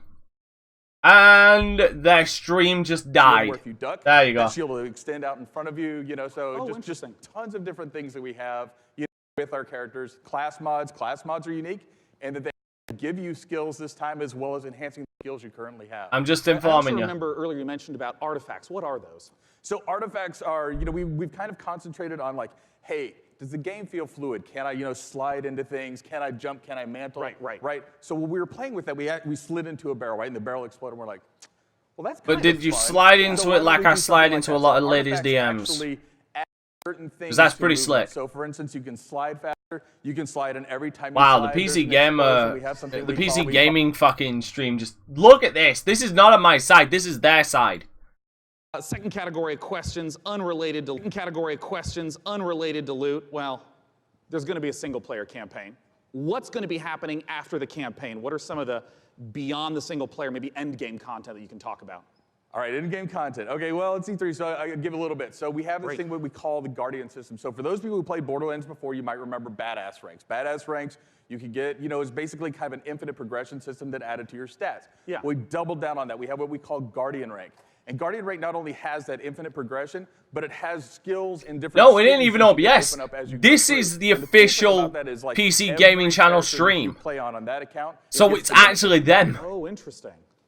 All right, last category we're going to go through, and then we're going to hit some rapid-fire questions. How do the boss fights in Borderlands 3 compare to Borderlands 1 and 2? I know those were big aspects.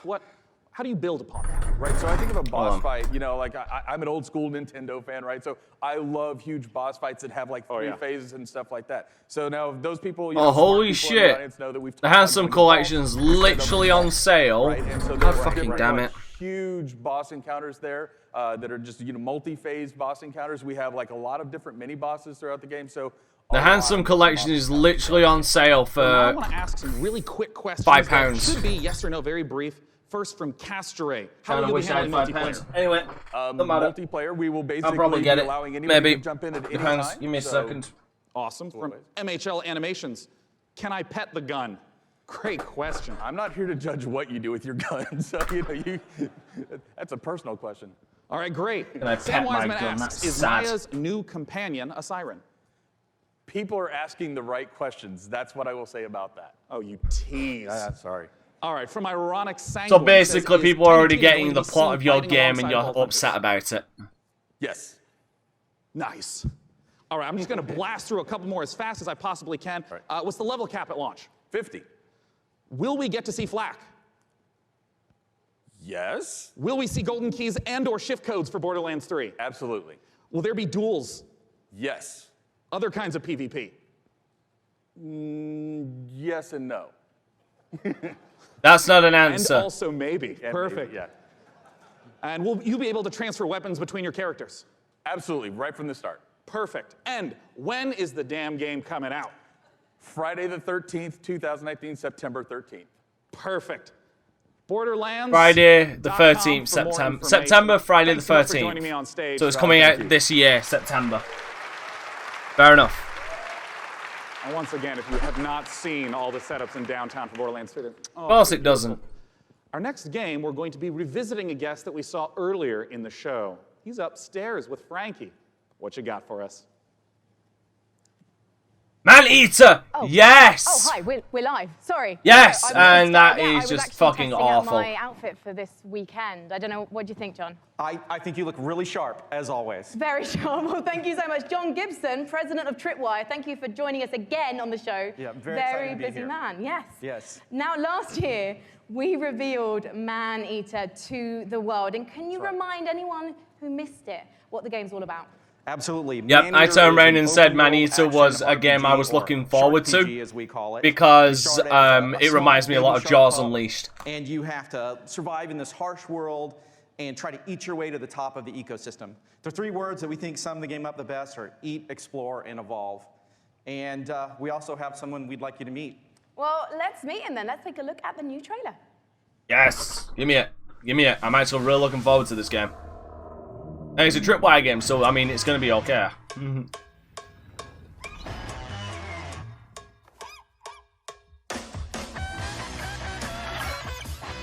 Mississippi Queen.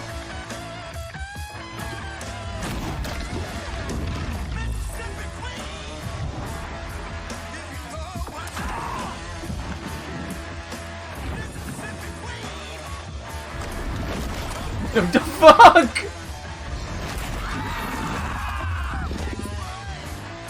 All right.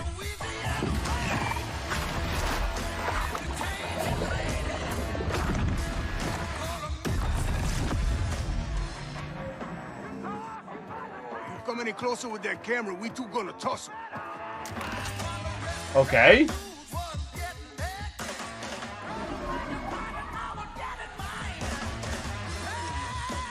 God damn it! Give me a release date.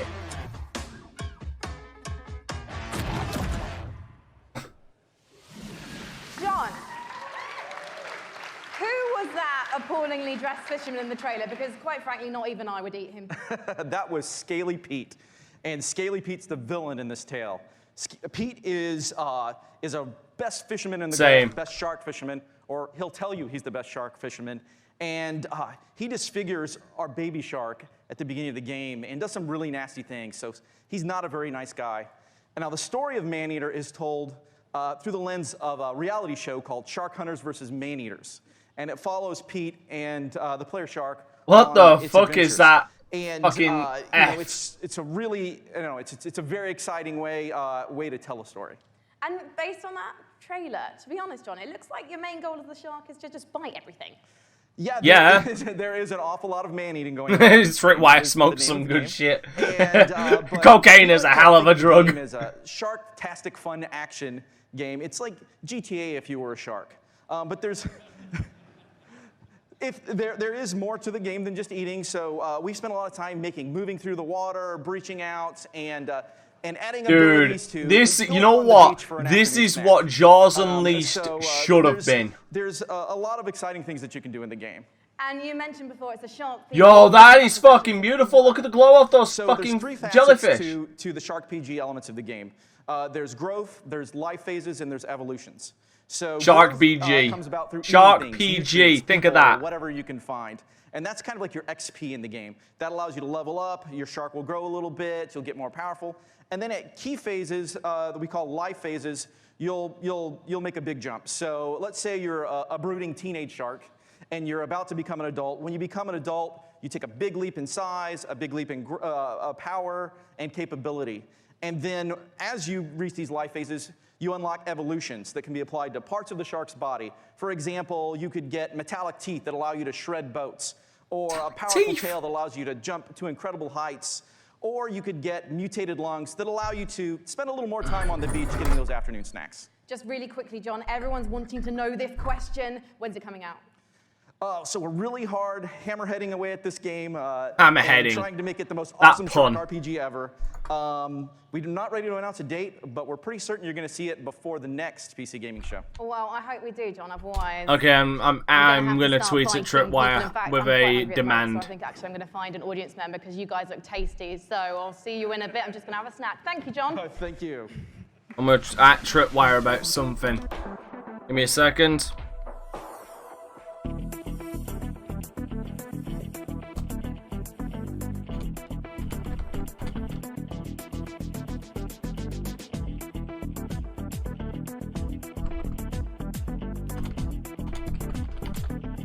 Give me a sec.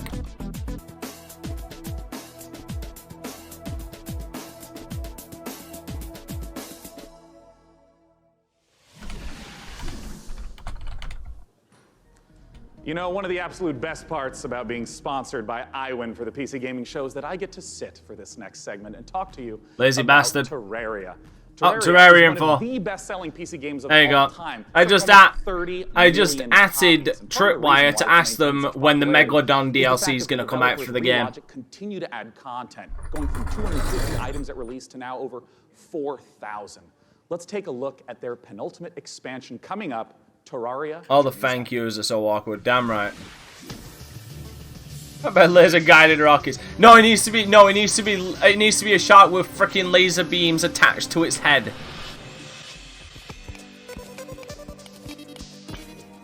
I need to do another Terraria live stream. Somebody remind me. I need to do a multiplayer Monday with Terraria again.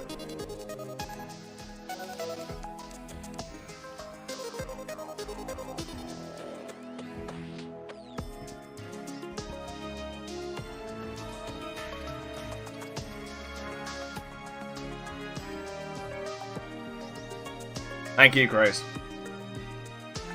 I do greatly appreciate it.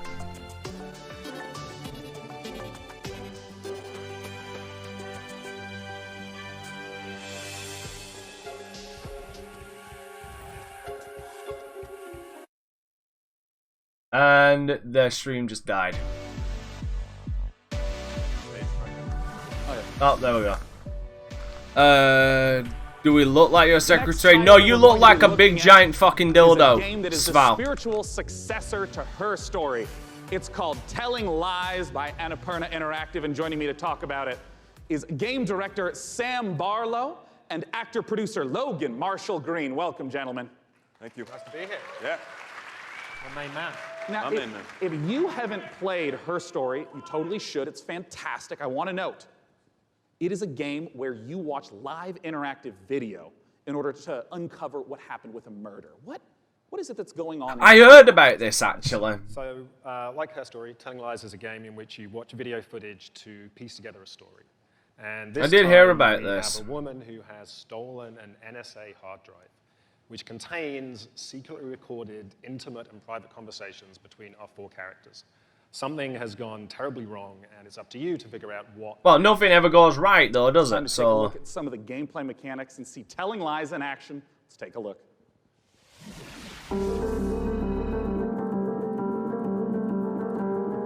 you know what? It's literally, yeah, it's literally what David Cage games pretty much are. You watch a fucking movie. The big difference is this one's live action. His movies are fucking CGI. It's late. I gotta get her in the bath. I don't love you and I don't miss you. You already know too much.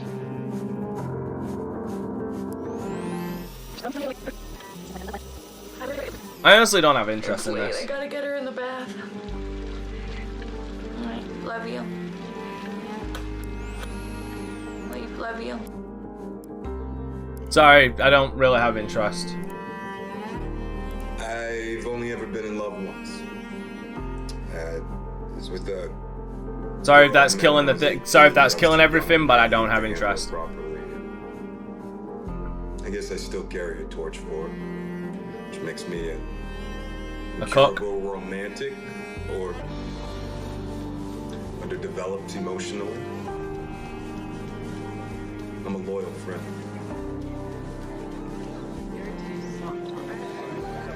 A man died in my house. Stop. Get some help.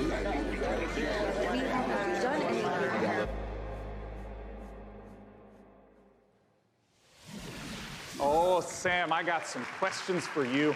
I have none because I don't care. I mean, talk to me about the mechanics. I mean, I saw Wait a minute, I need to check my subtitles account. up, highlighting, and it was loading more video footage. What's going on?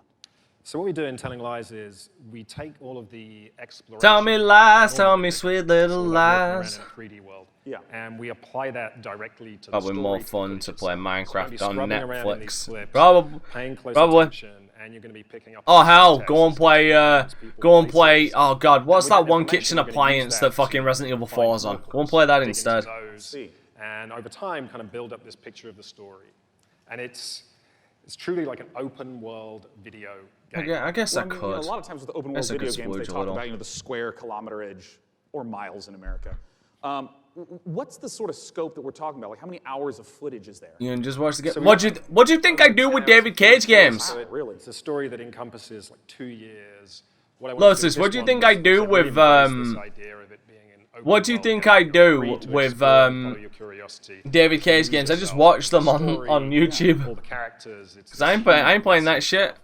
If I wanted to watch a movie, I'd watch a movie. Logan, as a performer in this kind of game, what is it like to actually try to have all the layers in there for each performance, also not knowing when a player is going to be seeing the specific footage? I guess I could splurge a little on getting the Handsome Collection, maybe. But our approach and Sam's approach was no, there are some sad sacks out there that actually buy his games. It A to B, and so for the most part, that's how we shot it. Obviously, when you're shooting a movie or a TV show, no offense to those and people. in this case, a game, you're going to be shooting out of order. But we actually stayed pretty linear in how we approached the story.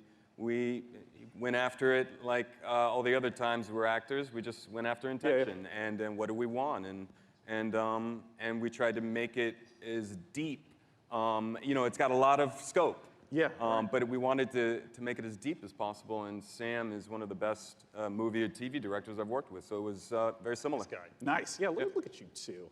Yeah. Now, of course, I do want to stress to any of you, if you have not played Her Story, it's quick to play through. It's absolutely brilliant. Please check it out in the meantime. But we're, of course, waiting to find out, when can we play Telling Lies? It's actually £4.82 for the Handsome Collection. But the problem is, Borderlands fucking 1 is now $15 because they replaced the original version with that fucking remaster, so fuck Gearbox for that. As soon as humanly possible. Yeah. Well, Sam Logan, thanks so much for joining me on stage. Once again, Telling Lies. Again, tell me lies, tell me sweet little lies. Up on the balcony, Frankie's going to be talking to us about a game that my friends, year after year after year, keep telling me I have to play because of how much they've improved it. Frankie, what's going on with Warframe? Here we go, Warframe info. One of my favorite parts. Probably the last thing we're going to get. Aside from being upstaged by a giant duck, was getting a glimpse at the future of Warframe. And here with the latest look at the next expansion to the universe is Space Mum Rebecca Ford. So, chat, behave yourselves, please, because Mother's here.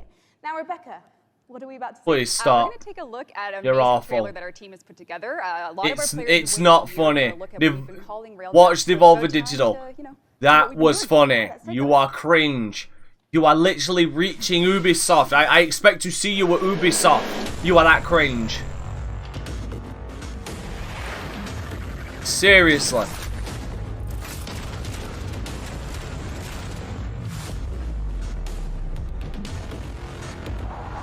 You want to know a game that's just completely fucking changed and done so well in reinventing itself and adding so much? Just fucking look at Warframe. I really need to properly play this.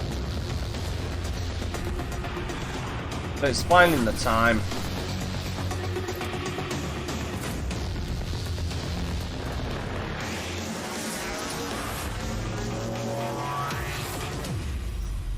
Nice.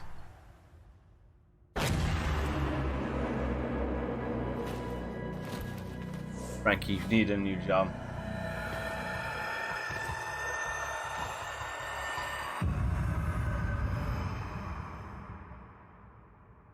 Cross Prime 3.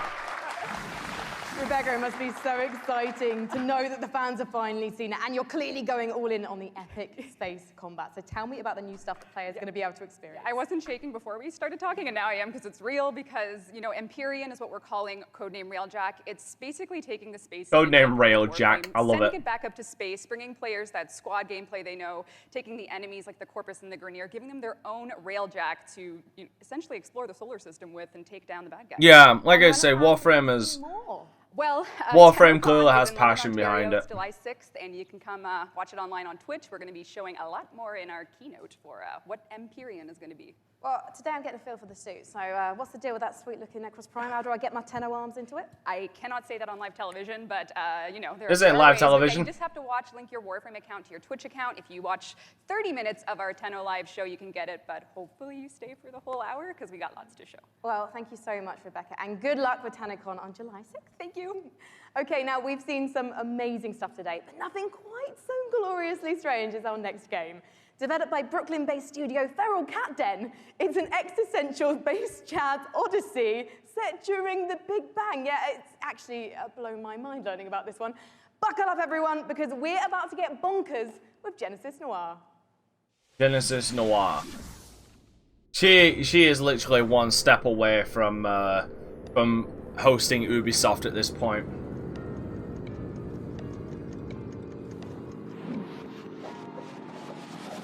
Okay, this has me interested.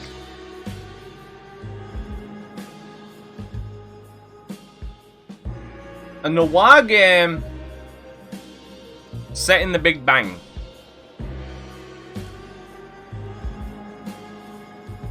Yo, what's up, Fire?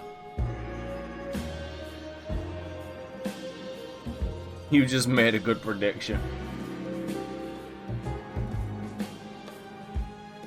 Well, from everything I've been fucking saying as of recently, I might as well be a goddamn fucking oracle or prophet. Because I've been getting a lot of shit right.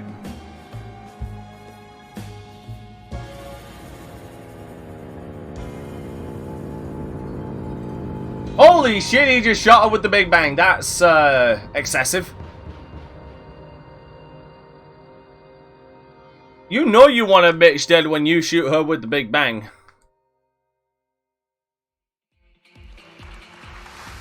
Genesis Noir, just beautiful, stylish art. The next game we're going to take a look at is the twist on the stealth genre. It's called El Hijo, where you play as a 6-year-old trying to escape a monastery and find your mother using toys and tricks to avoid monks. Let's take a look at this gorgeous spaghetti Wait, so it's a regular Friday in the Catholic Church. A 6-year-old trying to get away from men of religion. Okay, gotcha.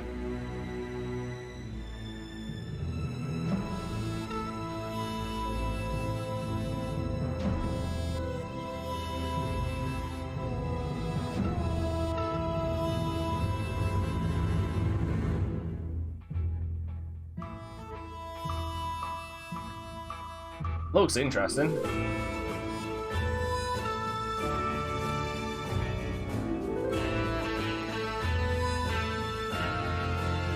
What? A bit too much? Was that too much?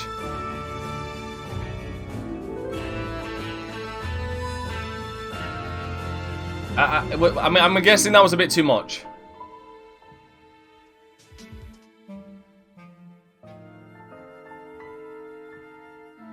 Cute art style.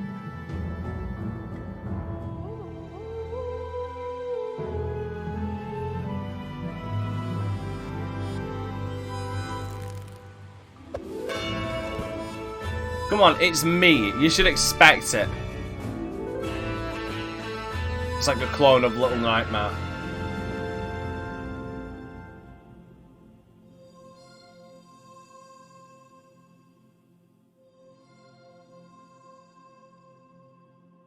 I mean, the game looks nice. El Hijo, once again, is the title of the trailer we just saw. Title of the game for the trailer. Please join me in welcoming from Larian Studios, CEO Sven Vinke, and from Dungeons & Dragons at Wizards of the Coast, the creative director of Dungeons & Dragons, Mike Merles, to talk about here we go, Baldur's Gate 3. Yeah. I wasn't expecting Ultimate Yoke. He set me up for it. Just recently announced. How did this partnership? You're a 6-year-old trying to stealth your way past monks. See Wizards of the Coast at the end of. Serious? Come on, you set me up for that. Back in 2014, and I tried to convince them back then that they should give us the Baldur's Gate 3 license. Kind of like those priests set up those Catholic so boys. We had a long chat about what the vision would be for the game. And then we kept on bumping into each other. And then suddenly in 2016, I get a phone call from Nathan Stewart, who's the big boss of Mike and the head of Dungeons & Dragons. He said, you need to come to Seattle right away.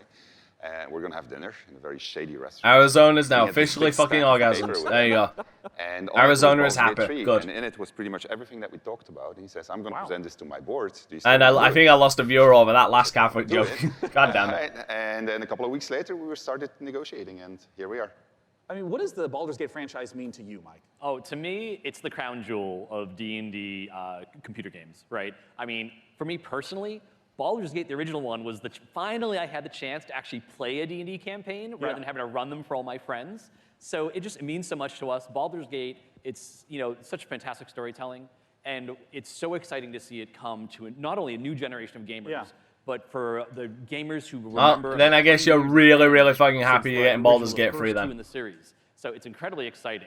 And for us, it really is. It's such an important part of the D&D mythos as a whole. And we got a chance to see the trailer. Talk to me about some of the story elements, the world elements. What are things we're going to see in Baldur's Gate 3?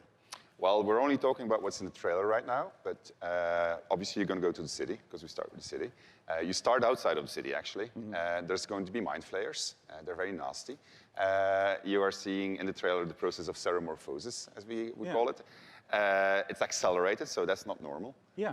And no, I would imagine not. Iconic creatures, iconic characters, iconic places, and that's as far as we go. I'm curious about some of the gameplay elements, because obviously, there's just been a big resurgence of Dungeons & Dragons, tons of broadcasts on Twitch. I mean, how do you translate some of the insane things that players want to do into, what has to be a structured computer game? So we started with the player handbook, which is basically the basic rule set of Dungeons & Dragons. Which player handbook? Which edition? 5th edition. Oh, good lord, look at that. And so we ported as much as we could to the video game. Motherfucker's becoming a goddamn Cthulhu minion. Seriously, look at him. Motherfucker looking like Cthulhu right there. And so we started modifying those things, and then we had to add things on top of it, because if you play tabletop, you have a game master, and you say, well, I want to do this. Yeah. And then the I game want to master start a fight with a pigeon, and he's like, okay, roll for dexterity. Exactly, that's it. I want to start a fight with a pigeon. Okay, roll dexterity. Imagine you lost again in a D&D game against a fucking pigeon. A crazy moment that a player might do that you could actually play out in the game. Well, I could, let's say that we get into a fight because you ask a nasty question, I don't want to answer it. And I take the chair over there, I put it on fire, smash it on your head. Well, just as an example. It's just an example, this is fine, we're just talking, These are things that we have to put systems in Someone's projecting. To do it, which are not necessarily going to be described inside of the book. Interesting. And I mean, like, Mike, in terms of your role, speaking to Larian Studios, you have tons of data of all the sorts of things that players do. What's the What is the best RPG in the last 10 years? Skyrim's winning with 66% already. Wow. Oh, wow. Fucking Witcher 3 just overtook it instantly. Masters and players to go into and build their own stories. So working with Larian and working with Sven, a lot of it was just opening up that toy box and sharing it. Holy shit. Kind of guidance. Witcher 3 is now just destroying it. We just laid out a map of Baldur's Gate and the Sword Coast and asking a lot of questions like, what kind of story do you want to tell? Where do we want to go? What are the cool locations we've always wanted to put into a game like this? And then alright, people have spoken. Witcher 3 is the best RPG to come out in the last 10 years. For each character, for each character race, each character class, so that if you have your favorite class and it's in the game, you really feel like you're taking on that role that you love so much from the tabletop. It's really coming to life in an authentic way in Baldur's Gate 3. And we're going to talk in a moment about Baldur's Gate 3 release dates and whatnot. Actually, no, Skyrim was the second. On a new technology. Pillars of Eternity was I third. understand that there is a tabletop prequel coming for Baldur's Gate. Exactly. So in Baldur's Gate, we think there's one saga. Oh, so they're actually bringing out a prequel tabletop game for Baldur's Gate. That's actually pretty fucking cool, actually. We're releasing our next tabletop campaign, Baldur's Gate: Descent into Avernus, And it is the next chapter in the Baldur's Gate saga. Right. And it's a prequel to Baldur's Gate 3. So if you haven't played a Baldur's Gate game since Baldur's Gate 1 or 2, this is your chance to check out on the history. It's been about 100 years since the events of Baldur's Gate 2. Yeah. So this will give you a chance to check in on the city, to see what's going on, its current state, who the movers and shakers are. We also feature a complete levels 1 to 13 campaign that takes you from the mean streets of Baldur's Gate to the depths of hell itself. And sort of pose to the players. Yeah. Listen, I've already been to hell in so many goddamn games.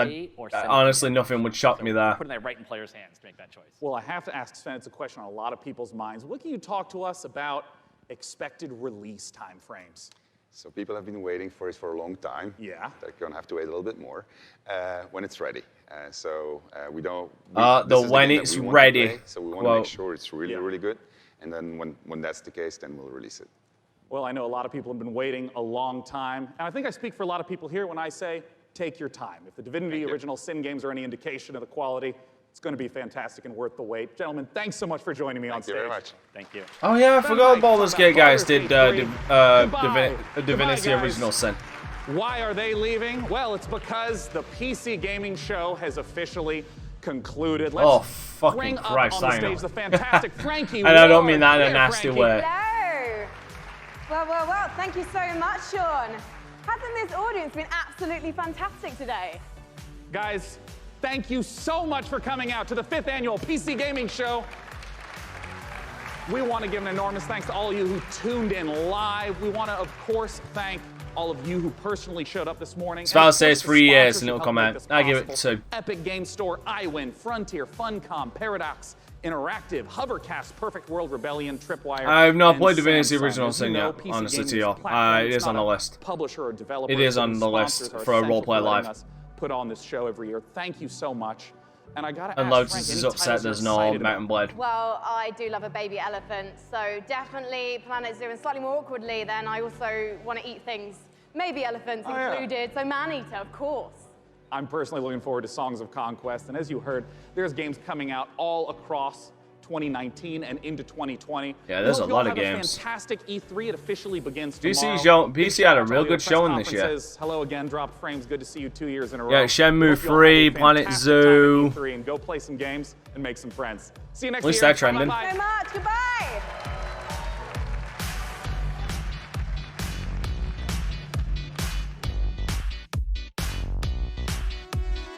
All right. So that was the PC gaming showcase, and honestly, they had a really good showing. Lots of cringe, like copious amounts of cringe, specifically from her. Literally, she's one step away from hosting an Ubisoft conference and 2 steps away from becoming Judge Doom from Who Framed Roger Rabbit. She's so fucking cartoony. Now, looking back on what was shown, I would definitely say Maneater is still my #1 that I'm really fucking looking forward to. Then again, that's clearly because I'm a sick bastard who just wants to gorge on a bunch of human flesh and stuff like that. I really need to stop talking because that makes me sound really, really, really fucking weird. Let's see. Evil Genius 2, that gets me interested only because it just gives me, it's just licensed to be a fucking absolute twat.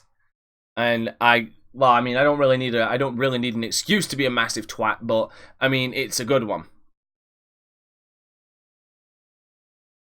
What else did we have? Vampire the Masquerade Bloodlines 2, still the fucking biggest mouthful of words I've ever had to say for a game, honestly. I'm sure that Greg is going to be interested in that because I know Greg is a vampire fan. And there was the mine one that was fuck's sake, what was it called? Star Andor or something? God damn it, I just had it. Starmancer. I mean, it looks interesting, but you know, meh. Not my cup of tea. I'd need to see a bit more. Chivalry 2, definitely. That's definitely something I'm going to very much look forward to, and I'm sure some of the people who watch me regularly would would agree with that because the amount of Monty Python references I'd get out of that would be hilarious.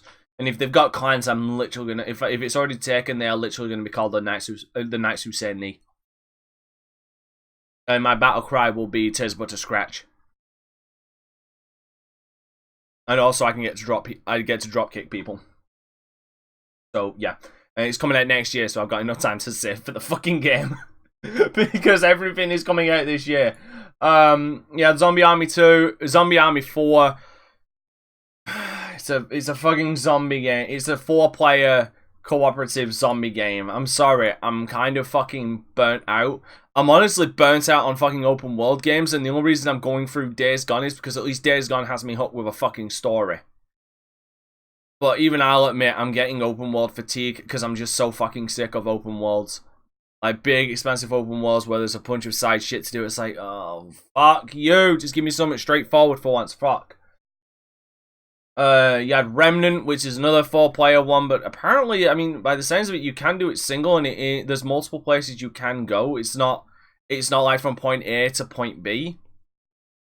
And they even talked about loot, which worries me because that means that there is obviously going to be microtransactions, loot boxes and shit, so it's like right down into the goddamn toilet because, I mean, you know, when people turn around and mention loot, your mind immediately goes to loot boxes. There's the other one that came out, Mosaic. Now, Mosaic is interesting. I want to see more game. I actually want to see fucking gameplay, and it's hilarious that they bought out the app that's inside of the game, and they've actually released that as an actual app on iOS, which looks like just a random fucking clicker game. So it looks like it's more of a joke. Yeah, another fucking highlight. Another definite highlight was the Ghost game. Okay, I don't want to sound like a dick, but it's been a long day already. What the hell was it called?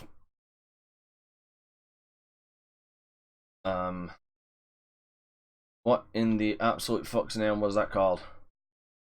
God fucking damn it, stop making me look so bad. Midnight Ghost Hunt, that's it. Midnight Ghost Hunt.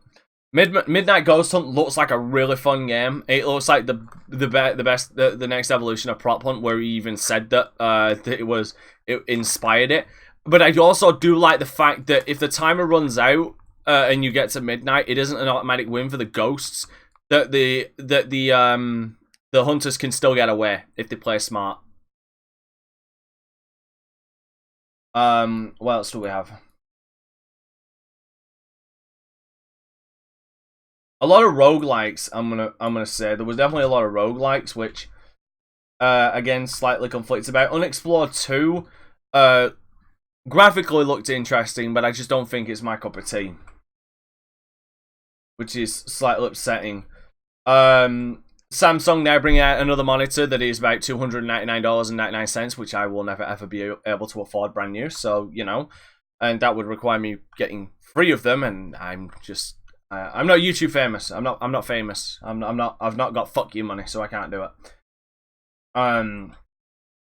Just skimming through all this shit just so I can have a look.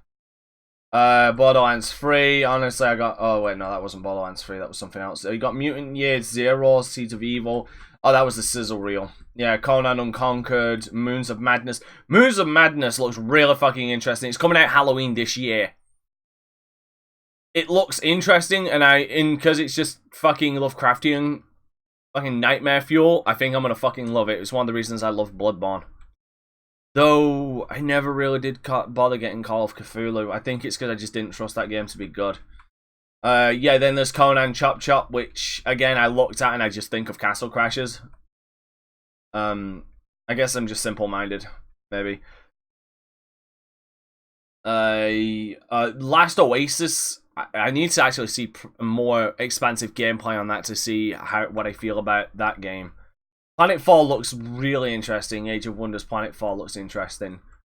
Yeah, there it is. That's what sold me. There you go. I knew I weren't seeing shit. There you go. Fucking dinosaurs with lasers. Instant purchase for me. Alright, I'm buying. I'm all in. I'm all in. Give it me. I need it. I need it in my life. Dinosaurs with lasers. You've sold me. Sold me on it. Then I think the next one was Planet Zoo. Yeah, Ubisoft is in an hour. At 9 o'clock, so obviously I'm going to be streaming that. Oh, the full fucking cringe. All of that fucking cringe. Y'all better be here for that cringe. I am not laughing at that cringe alone. I'm really not. Yeah, sorry, there's Zombie Army 2. Zombie Army 4, sorry. Just an excuse to kill Hitler again. Or Zombie Hitler. This was, yeah, that was Remnant. We already talked about Remnant. It's interesting, but again, I need to know more. And honestly, Gunfire Games kind of really fucking lost a lot of love from me with how they released Darksiders 3. There's Graftlands, which is that card turn-based one. I've never really been a fan of card-based turn ones because it always just kind of comes down to luck, and I never liked that. The Zoo World, which I know a couple of you guys are interested in, I don't want to get it because I feel horrible if I end up fucking messing up and some of the animals suffer. I'd feel personally fucking guilty. I'd feel fucking awful. D-Live Guardians, hello, we thank you for streaming D-Live. Streaming E3 is not allowed on any capacity without the media pass. Continuing to stream E3 without will result in your stream being forced offline. Any further comment? Your channel has been forced offline for breaching the community guidelines. Please contact a member of staff via Discord for more information. Thank you for understanding. Well, I didn't know about that. Alright, so D-Live just forced my shit offline. Oh well, single tier. Shenmue 3, which, I mean, you guys obviously that's gonna definitely make a lot of people happy. And I'm back in the green. Okay, I'm back in the green, sorry. That's gonna make a lot of people happy. Then there was this other game right here.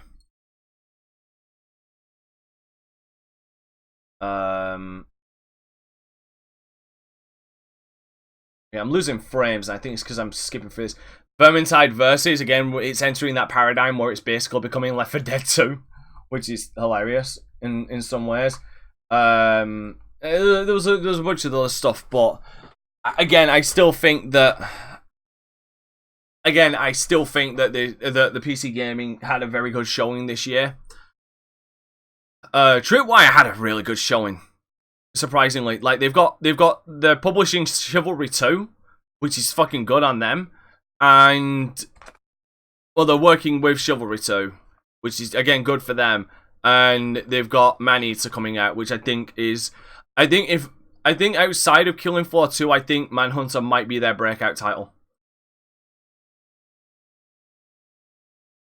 I think it might be, and I hope it is. Alright. But with all that said, everybody, I'm going to take an hour break because holy shit, I've got another hour before I have to deal with fucking Ubisoft, and then we're going to have real fun talking about Ubisoft. So, yeah, with all that being said, thanks for watching, everybody, and I will see you in an hour for Ubisoft. Take care, everybody.